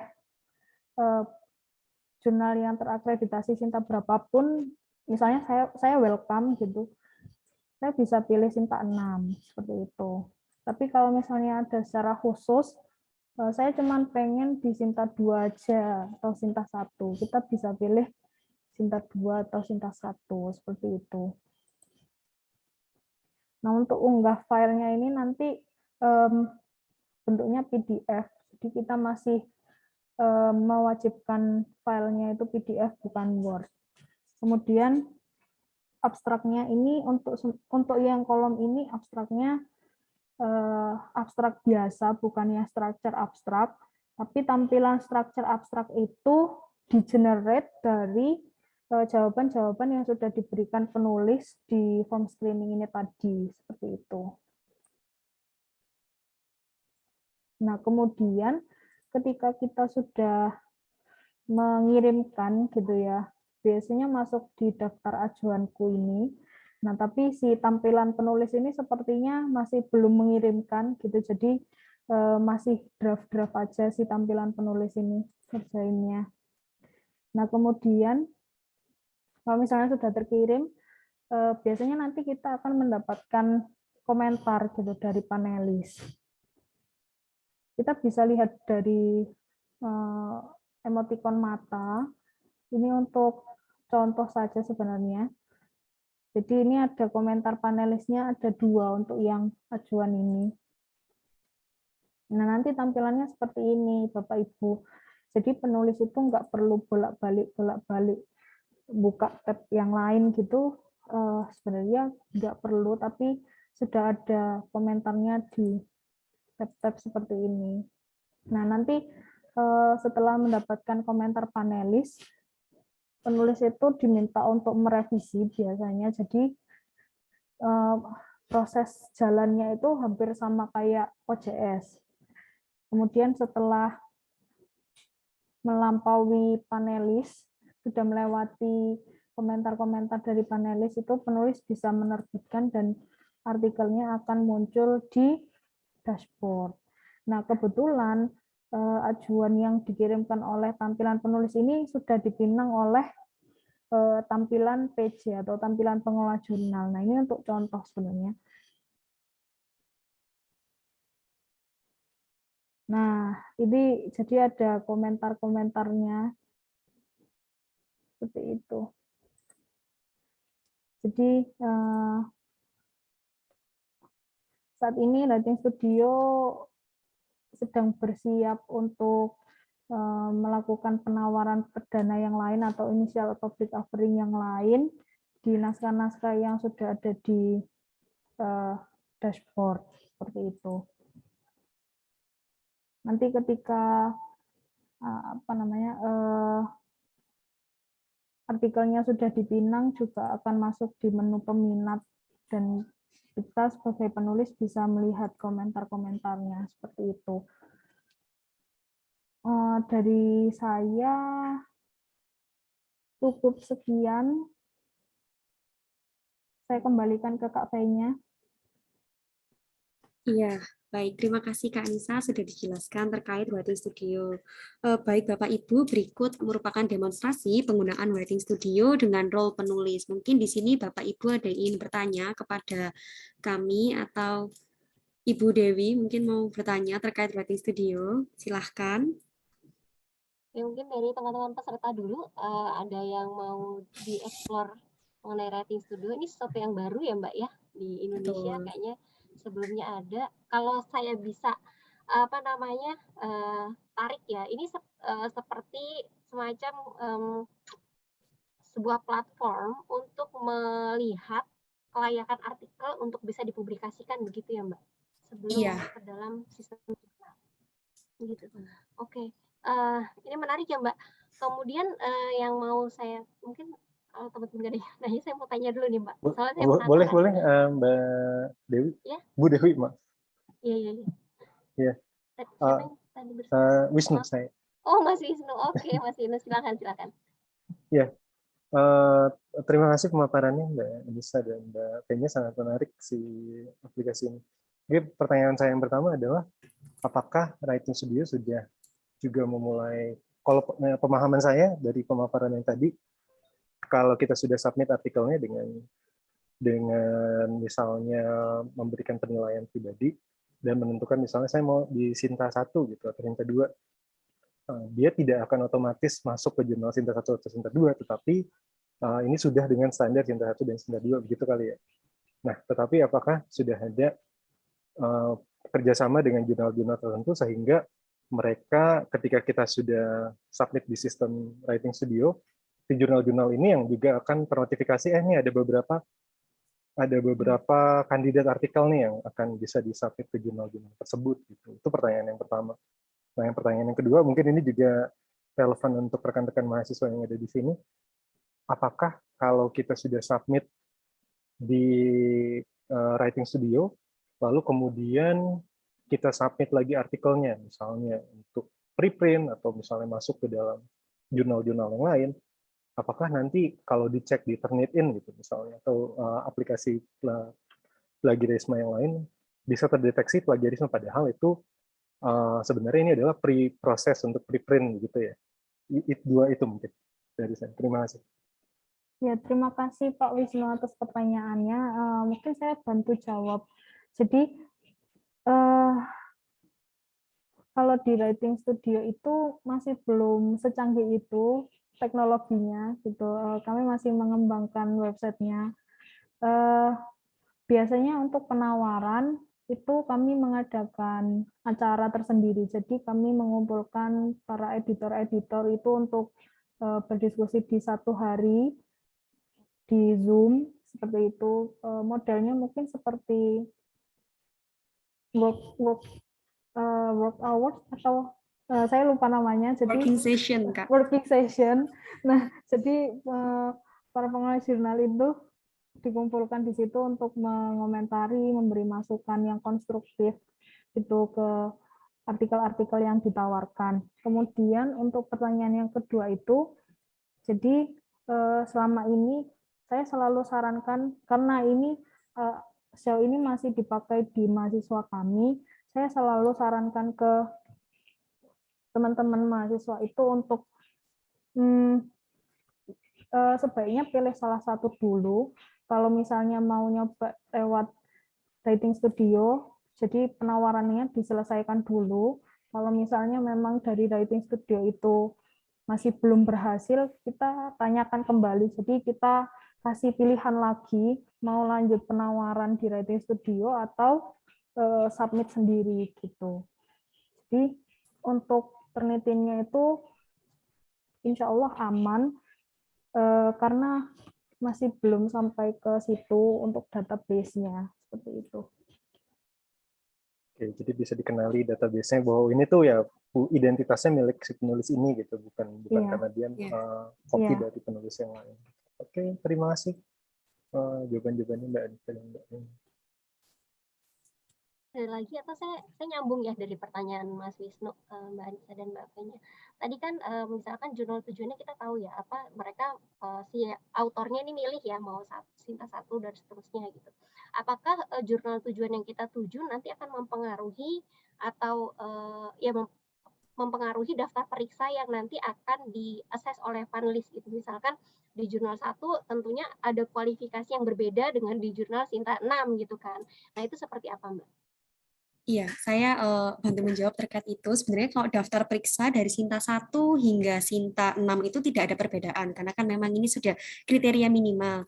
Mungkin yang membedakan adalah ya mungkin dari sisi diskusi atau metodenya, seperti itu saja. Cuma yang membedakan itu hanya saat kita memilih Sinta 1, 2, 3, 4, 5, 6 itu di tampilan dashboard pengelola jurnal saja. Jadi misalnya saya punya artikel nih, saya maunya di Sinta 3, berarti artikel saya akan muncul pada pengelola jurnal Sinta 1, Sinta 2, dan Sinta 3 saja. Sinta 4, 5, 6 itu tidak tampil, Ibu. Jadi kan saya ingin di Sinta 3 minimal, tapi kita tawarkan juga ke Sinta 1 dan Sinta 2, tapi tidak ditawarkan ke Sinta 4, 5, ataupun 6. Seperti itu sih, Bu. Tapi terkait standarnya semua itu sama, tidak ada yang berbeda.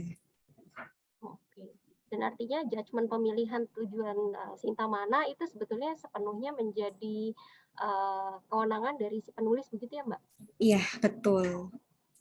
Nah, mungkin lanjut dikit ya, penasaran soalnya.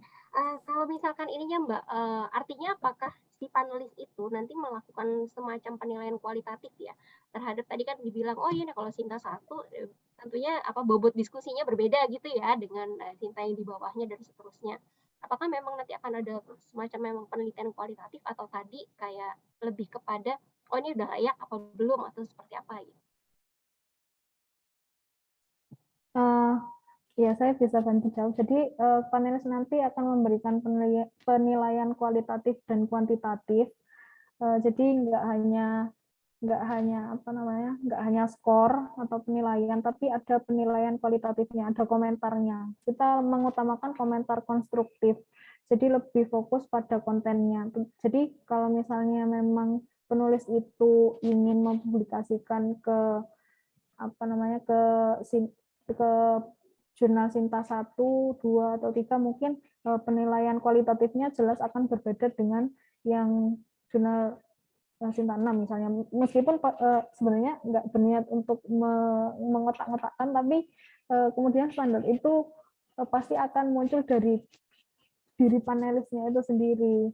Karena ngeliat, wah targetnya tinggi, jadi pasti nggak mungkin semudah itu untuk meloloskan ibaratnya. Jadi pasti ada komentar konstruktif yang akan diberikan ke penulis seperti itu. Itu berlaku untuk semua komentar konstruktifnya. Oke, iya. Baik, terima kasih paparannya Mbak Anissa. Jadi memang nanti kan ada ini ya, komentar kualitatif ya terhadap artikel kita yang ada di sana. Mungkin teman-teman di sini ada yang mau explore lagi mengenai si writing studio ini. Makhluk baru ya, kita kenalan dengan satu platform baru dalam penulisan. Yang mau nanya? Saya tanya lagi deh. Iya boleh, silakan Mas Wisnu. Kalau misalnya saya mau menawarkan platform ini ke mahasiswa skripsi gitu misalnya, karena tadi kan salah satu fitur yang menurut saya sangat membantu adalah si penilaian pribadi itu. Udah sesuai dengan si tim radar itu enggak sih gitu, kriteria judulnya dan lain sebagainya. Jadi mereka bisa mengevaluasi secara pribadi sebelum misalnya skripsinya disubmit ke pengujinya gitu. Boleh nggak? Atau saat ini karena saya nggak tahu kan pertimbangan dari teman-teman Ubaya, misalnya untuk servernya memang belum kita buka untuk umum dulu, untuk kepentingan seperti itu gitu ya, nggak apa-apa juga gitu sih. Iya, sebenarnya kalau digunakan atau tidak itu sebenarnya mulai sekarang sudah bisa digunakan, Pak Wisnu. Kami itu juga sudah mencoba untuk berkolaborasi dengan salah satu seminar internasional terkait penggunaan writing studio untuk menjaring abstrak dan naskah. Nah, sebenarnya kalau mau menggunakan writing studio itu kami persilahkan. Namun terkait penawaran artikelnya, mungkin kita perlu berdiskusi lebih lanjut terkait penawaran kepada pengelola jurnal gitu ya, karena kan terkait pengelola jurnal kita juga harus mengundang para pengelola jurnal untuk waktunya dan lain-lain, itu mungkin perlu kita diskusikan lebih lanjut gitu Pak Wisnu. Oke, terima kasih. Ini mungkin saya akan kontak-kontak lagi atau dari teman-teman di dinas yang nanti bertanggung jawab tentang skripsi. Ya baik. Terima kasih. Oh iya, Mbak Fenya dan Mbak Anissa, mungkin saya ini lagi ya, artinya di sini kalau tadi saya tangkap kolaborasi yang sebetulnya diangkat di sini adalah kolaborasi antara si pengelola jurnal dengan si penulis gitu ya Mbak ya? Betul. Oke, ya, soalnya mungkin tadi juga saya sempat ada diskusi, tadinya kami pikir kolaborasi di sini lebih kepada kolaborasi antar autor nih gitu, kita punya data terus kita tulis bareng-bareng, ternyata memang bukan ke arah sana ya Mbak ya? Iya, untuk saat ini sih kami dengan pengelola jurnal, karena kan kita tahu sendiri para pengelola jurnal ini kadang-kadang butuh waktu yang lama. Nah, dengan writing studio ini kami membantu untuk merangkum gitu ya, struktur abstrak sehingga para pengelola jurnal, oh kayaknya ini artikelnya bagus bisa nih dipinang. Jadi tidak membutuhkan waktu yang lebih lama. Kami itu memangkas waktu di review para pengelola jurnal tersebut sih sebenarnya di writing studio ini. Tapi mungkin untuk kerjasama para penulis ya bisa kita pertimbangkan untuk kita kembangkan, karena sampai saat ini pun kami sedang mengembangkan writing studio ini. Terima kasih mungkin Bu Dewi ya, nanti coba kami pikirkan lebih lanjut ya. Kemudian ininya Mbak, apa namanya, waktu proses ya. Kita tahu bahwa kadang ketika kita publish ke jurnal itu kan untuk kita dapat feedback atau jawaban lah dari si editornya sendiri itu juga butuh waktu lama ya, kadang bisa sampai berbulan-bulan gitu. Nah, kalau dari si writing studio ini, apakah dia sudah punya semacam alur ya, misalnya maksimum dapat penilaian dari panelis itu berapa lama dan sebagainya gitu. Itu bagaimana Mbak? Jadi sebenarnya sistemnya writing studio ini, kalau boleh saya koreksi itu, writing studio ini memangkas di desk review Bapak Ibu, bukan di reviewnya. Jadi proses di OJS masing-masing jurnal itu bukan dihilangkan, tapi akan dilanjutkan. Jadi semisal saya sebagai penulis, artikel saya sudah dipinang oleh pengelola jurnal Sinta 3 gitu ya. Nanti saya akan tetap mengirimkan artikel saya itu melalui OJS berdasarkan komentar-komentar konstruktif yang sudah pengelola jurnal Sinta 3 itu berikan. Misalnya di tulisan saya masih kurang di bagian metodenya. Beliau minta untuk menambahkan contoh-contoh butir tiap dimensi. Nah, saya bisa revisi terlebih dahulu, perbaiki terlebih dahulu, ikuti gaya selingkung jurnalnya, baru kemudian saya submitkan ke OJS jurnal tersebut, seperti itu. Nah, jadi posisinya naskahnya sudah baik, sudah dalam keadaan yang berkualitas. Nanti pengelola jurnal itu atau editornya itu bisa langsung, misalnya karena saya sudah pengelola jurnal itu sudah oke untuk menerbitkan naskah saya, berarti istilahnya saya sudah dapat LOE di awal gitu ya. Tapi kemudian naskah saya tetap melalui proses review. Jadi nanti ada sisi dari reviewernya untuk lebih memperbaiki naskah saya seperti itu. Nah, saya mau menambahkan jawaban yang diberikan Kak Fenya untuk Pak Wisnu tadi.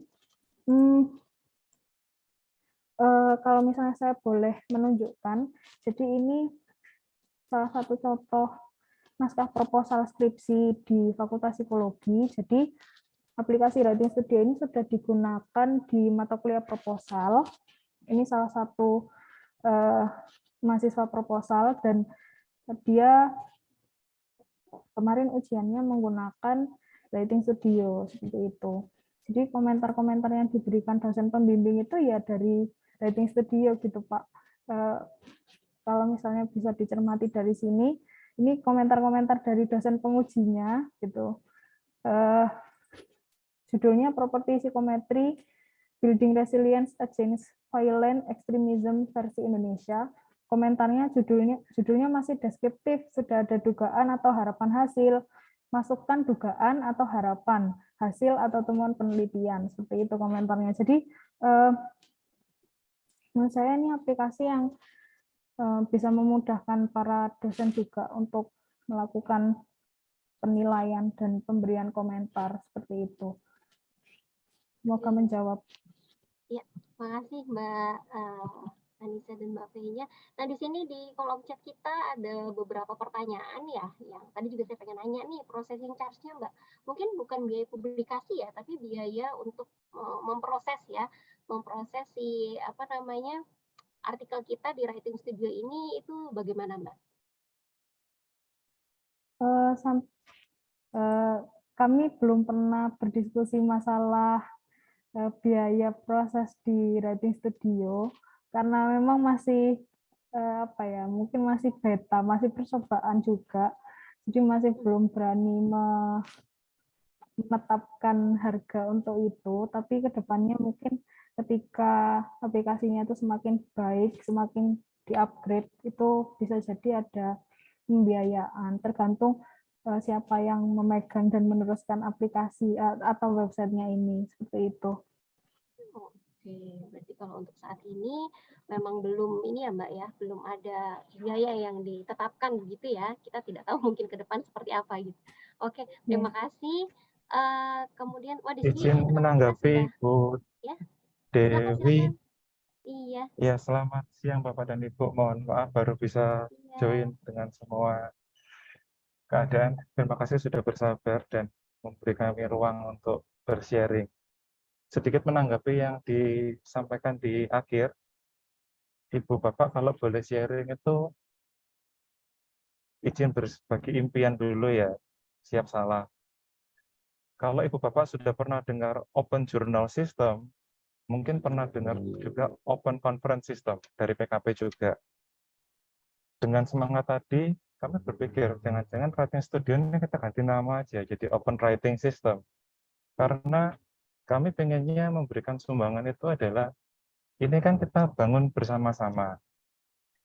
Anima itu bukan pemilik naskah tim radar. Sama seperti itu, psikologi Ubaya ataupun timnya Anima dengan Writing Studio itu bukan menjadi pemilik, dalam arti kami sudah siap ketika misalnya source code-nya itu dibagikan ke berbagai lembaga mitra gitu. Karena ya kami memang inginnya kita punya platform bersama. Cuman kalau itu kita kelola sendiri-sendiri, ya berarti kan tetap akan ada kendala atau kebutuhan bahwa kita harus keliling ke tiap prodi, tiap fakultas untuk mengetahuinya. Harapannya ada satu platform bersama yang berbagai lembaga itu menggunakan bersama-sama. Sedikit menyampaikan, maaf kalau mengulang, di Kementerian Agama itu sebenarnya kan sudah pernah ada Morabis, Ministry of Religion Bank of Article System. Nah, itu kalau tempat untuk menaruh naskahnya ada di sana dan itu bisa kita pikirkan sama-sama gitu.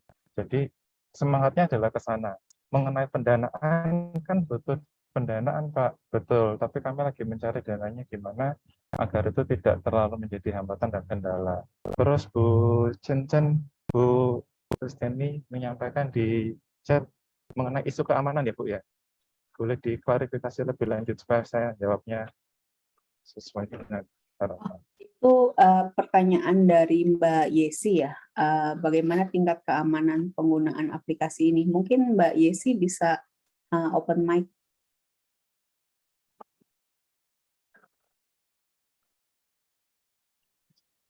Mungkin ada kekhawatiran untuk di ini kali ya, di chat gitu, karena kan kita semua bisa baca nih artikelnya apa, terus dari awal gitu. Nah, mungkin gimana ya, gitu ya Pak?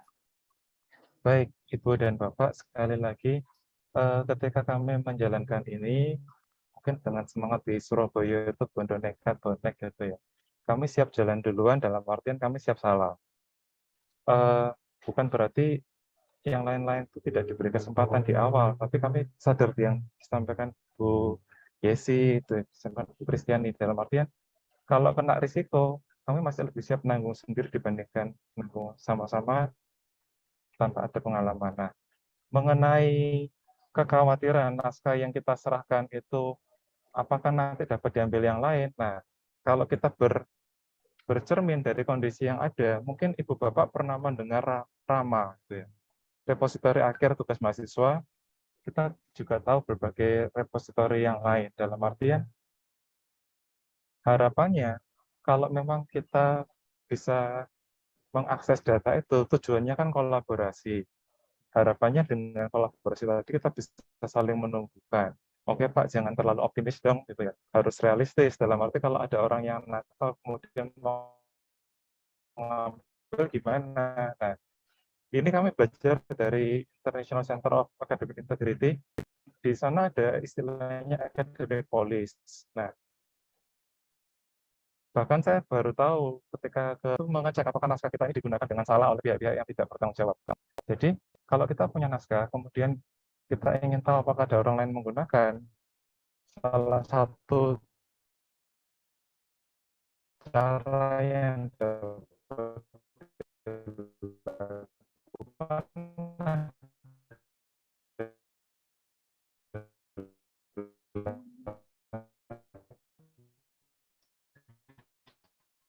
Sepertinya jaringan Pak Bagus kurang stabil ya. memasukkan naskah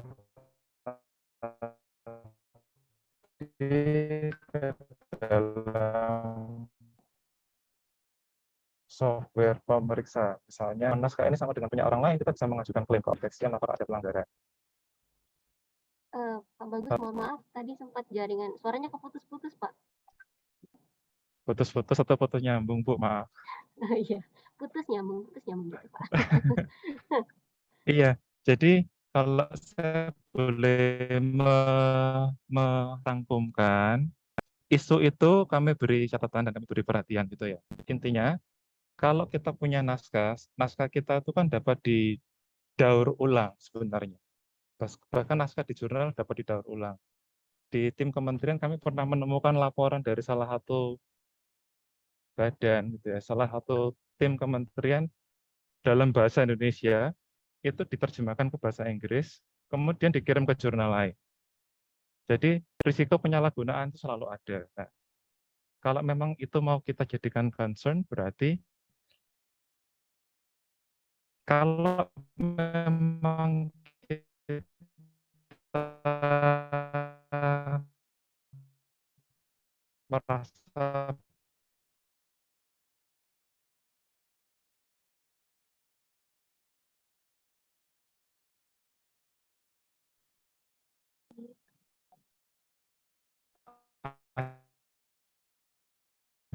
ada yang janggal, kita periksa. Nanti kalau memang ada yang melanggar, kita bisa bertanggapan saat ini. Tapi kembali lagi kita ke risiko apa? Risiko buat pembatasan. Jadi usernya yang bisa, mohon maaf kalau belum menjawab dengan penuh gitu ya. Oke. Artinya sebetulnya memang resiko itu ada, tapi ini ya Pak, apa namanya, mungkin sedang dipikirkan ke depan ada pembatasan-pembatasan yang akan dibuat di sistemnya, begitu ya Pak? Nah, Terkait akses. siap. Jadi ini berbagi lagi. Tadi saya bicara mengenai dokumen pemerintah yang dimasukkan di website resmi. Dalam full text bisa diakses orang. Itu ada risiko gitu ya. Yang berikutnya kalau kita bicara mengenai konferensi ilmiah itu pun juga berisiko gitu ya. Kami pernah dengar di Himpunan Editor Berkala Indonesia cerita ketika ada orang hadir di konferensi, dia dapetin naskahnya, korespondensi dengan penulis yang presentasi, naskahnya diambil gitu. Jadi kalau kita bicara risiko, pertanyaan dari Bu Yesi itu membuat kita sadar semua bahwa risiko itu selalu ada.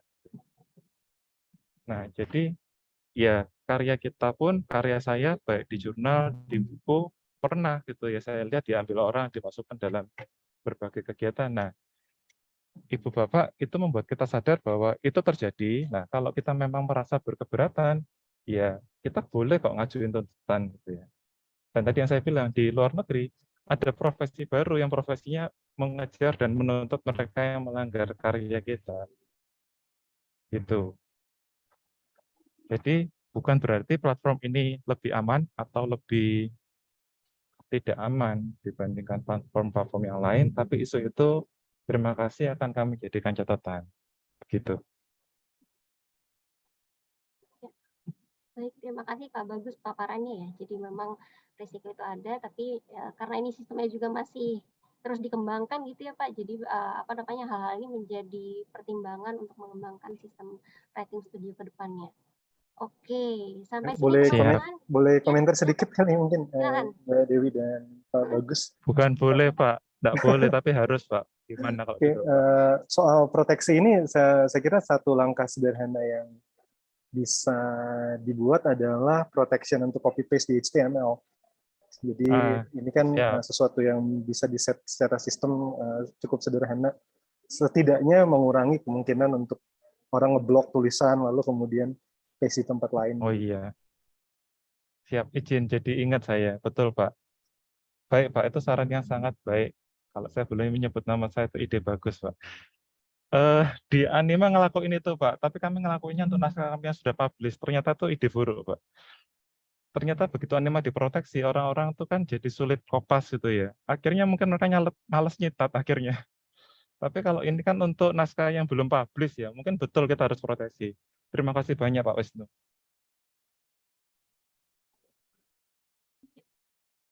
Nah ini kan senangnya kalau kita bisa kumpul-kumpul gini ya Ibu Bapak, makasih banget siap. Sharing gitu. Oke, mungkin saya mengingatkan ke teman-teman peserta untuk mengisi daftar hadir ya, silahkan ada di kolom chat Zoom ya. Nanti kalau sudah mengisi bisa mendapatkan sertifikat partisipasi. Oke, kita udah Siap. sedikit lagi di waktunya. Silahkan kalau ada yang mau bertanya nih. Saya boleh cerita atau bertanya enggak? Oh, Mohon maaf, saya boleh. kan datangnya di akhir. Iya, Jadi, silakan Bapak. siap. Jadi platform Writing Studio itu bermetamorfosis seiring dengan waktu. Awalnya itu hanyalah platform yang menayangkan naskah untuk dilihat, terus naskah untuk dipinang gitu ya. Berikutnya naskah untuk menulis. Nah, ketika belakangan kami diskusi, platform ketika ini dibuat bisa untuk naskah untuk menulis, ini yang harapannya bisa kita jadikan platform untuk kolaborasi bersama, dalam artian yang dibagikan itu tidak hanya naskah yang sudah siap publish, tapi juga naskah proposal. Sebenarnya naskah proposal itu lebih bisa dikolaborasikan, namun beberapa pihak justru khawatir, loh Pak, kalau baru proposal kita bagikan, kalau ada yang punya akses, punya sumber daya lebih kuat, dia jalan duluan Pak, itu ya. Nah itu tadi, jadi mengingat semua itu bisa terjadi, bisa dicuri orang dan sebagainya, tapi kita juga bisa mendeteksi ya. Kalau kita deteksi ya, mari kita belajar mulai menegur dengan sopan, kalau perlu ya menuntut ke jalur hukum. Karena itu perlindungan yang diberikan oleh pemerintah kepada semua orang. Apalagi kalau kita sudah masuk ke Writing Studio kan ada timestamp dan sebagainya. Ketahuan, oh 1 Januari 2022 sudah dimasukkan oleh Ibu Dewi Kumalasari. Berarti kalau nanti ada orang namanya Ide Bagus Yaputra munculnya tanggal 8 Juli 2022, ketahuan kalau Pak Bagus ini kira-kira yang ngambil dari punyanya Bu Dewi. Kira-kira begitu. Walaupun bisa yang sebaliknya ya. Kan ini membuat orang lebih bisa dicuri, tapi juga justru kita punya saksi yang banyak. Gitu ya. Kira-kira demikian. Jadi sebetulnya jadi bisa traceback gitu ya Pak ya. Jadi kayak balik lagi untuk melihat ini sebenarnya artikel yang pertama kali siapa nih yang munculkan gitu ya Pak ya. Oke.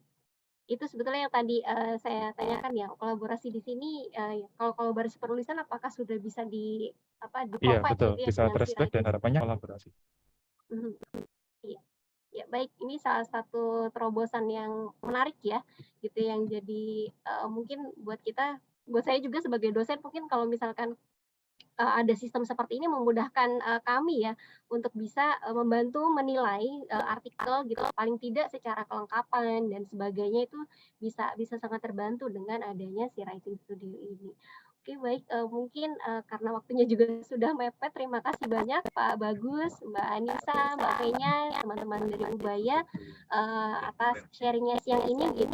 Saya berharap teman-teman tidak puas ya gitu. Jadi kalau nggak puas kan kita belajar lagi gitu. Kalau nggak puas kita nanti cari tahu lagi gitu. Mungkin bisa coba sign up ke Writing Studio untuk memulai ya prosesnya supaya bisa tahu lebih dalam proses yang berjalan itu seperti apa. Oke, mungkin dari saya sampai di sini sebagai moderator. Sekali lagi saya sampaikan terima kasih kepada Mbak Cencen dan kepada Pak Bagus dan teman-teman Ubaya yang sudah berkenan untuk membagikan banyak hal di siang ini. Saya pribadi banyak belajar gitu tentang bagaimana kolaborasi ini gitu berjalan nanti ke depannya. Baik, mungkin saya tutup ya untuk sesi materi kali ini. Saya kembalikan sesinya ke MC. Silakan. Baik, terima kasih Bu Dewi sudah memandu jalannya sesi diskusi materi pada hari ini. Dan sekali lagi terima kasih juga kepada kedua narasumber kita yang sangat luar biasa ya, Bu Cencen dan juga Pak Bagus, serta Kak Anissa dan juga Kak Fenya telah membantu memaparkan materi. Oke, baik, diingatkan kembali bahwa di chat Zoom sudah ada link absensi dan juga evaluasi. Tolong diperhatikan Bapak dan Ibu dan juga hadirin semua untuk menuliskan nama dengan benar, karena nanti namanya itu akan dituliskan pada sertifikat yang akan kami bagikan. Oke, baik. Hadirin, sebelum acara ditutup, akan ada sesi dokumentasi terlebih dahulu. Nah, kepada Bapak dan Ibu serta hadirin semua diperkenankan untuk mengaktifkan kameranya sejenak ya, agar kita bisa lihat wajahnya pada sesi dokumentasi. Oke, baik, kepada panitia boleh diambil alih sesi dokumentasinya.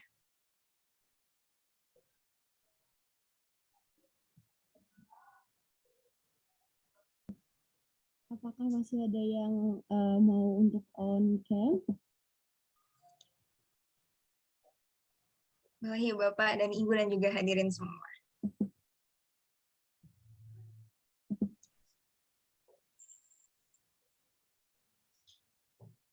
Baik, jika sudah tidak ada, karena ini ada 2 slide, saya izin untuk men-screenshot. 1, 2, 3 untuk slide pertama. Untuk slide kedua, 1, 2, 3. Baik, terima kasih. Baik, terima kasih panitia dan seluruh hadirin yang sudah bersedia untuk menyalakan kameranya. Baik, alhamdulillah acara demi acara sudah dilewatkan, sudah lancar ya. Terima kasih untuk kedua narasumber yang sudah membagikan ilmunya kepada kita semua, dan terima kasih juga untuk para hadirin yang sudah hadir dalam acara diskusi materi pada hari ini. Saya selaku pemandu acara diskusi pengenalan Writing Studio sebagai platform alternatif kolaborasi publikasi ilmiah, memohon maaf bila terdapat kata-kata atau rangkaian acara yang kurang dikenan di hati Bapak atau Ibu dan seluruh hadirin. Sekian, saya tutup acara webinar pada hari ini dengan membaca hamdalah. Alhamdulillahirrabbilalamin. Billahi taufiq wal hidayah. Wassalamualaikum warahmatullahi wabarakatuh. Waalaikumsalam warahmatullahi wabarakatuh. Terima kasih Lingga untuk penutupannya. Walaupun sudah ditutup, saya tetap mau promosi acara kita hari ini akan sudah direkam dan rekamannya nanti akan dimasukkan di YouTube. Silakan ikuti Facebook kami Jaspers Research Club yang linknya tolong ditutup. Saya minta tolong salah satu Mas Bagas atau Mbak Cen tolong taruh linknya di sini untuk kita semua ikuti dan kami akan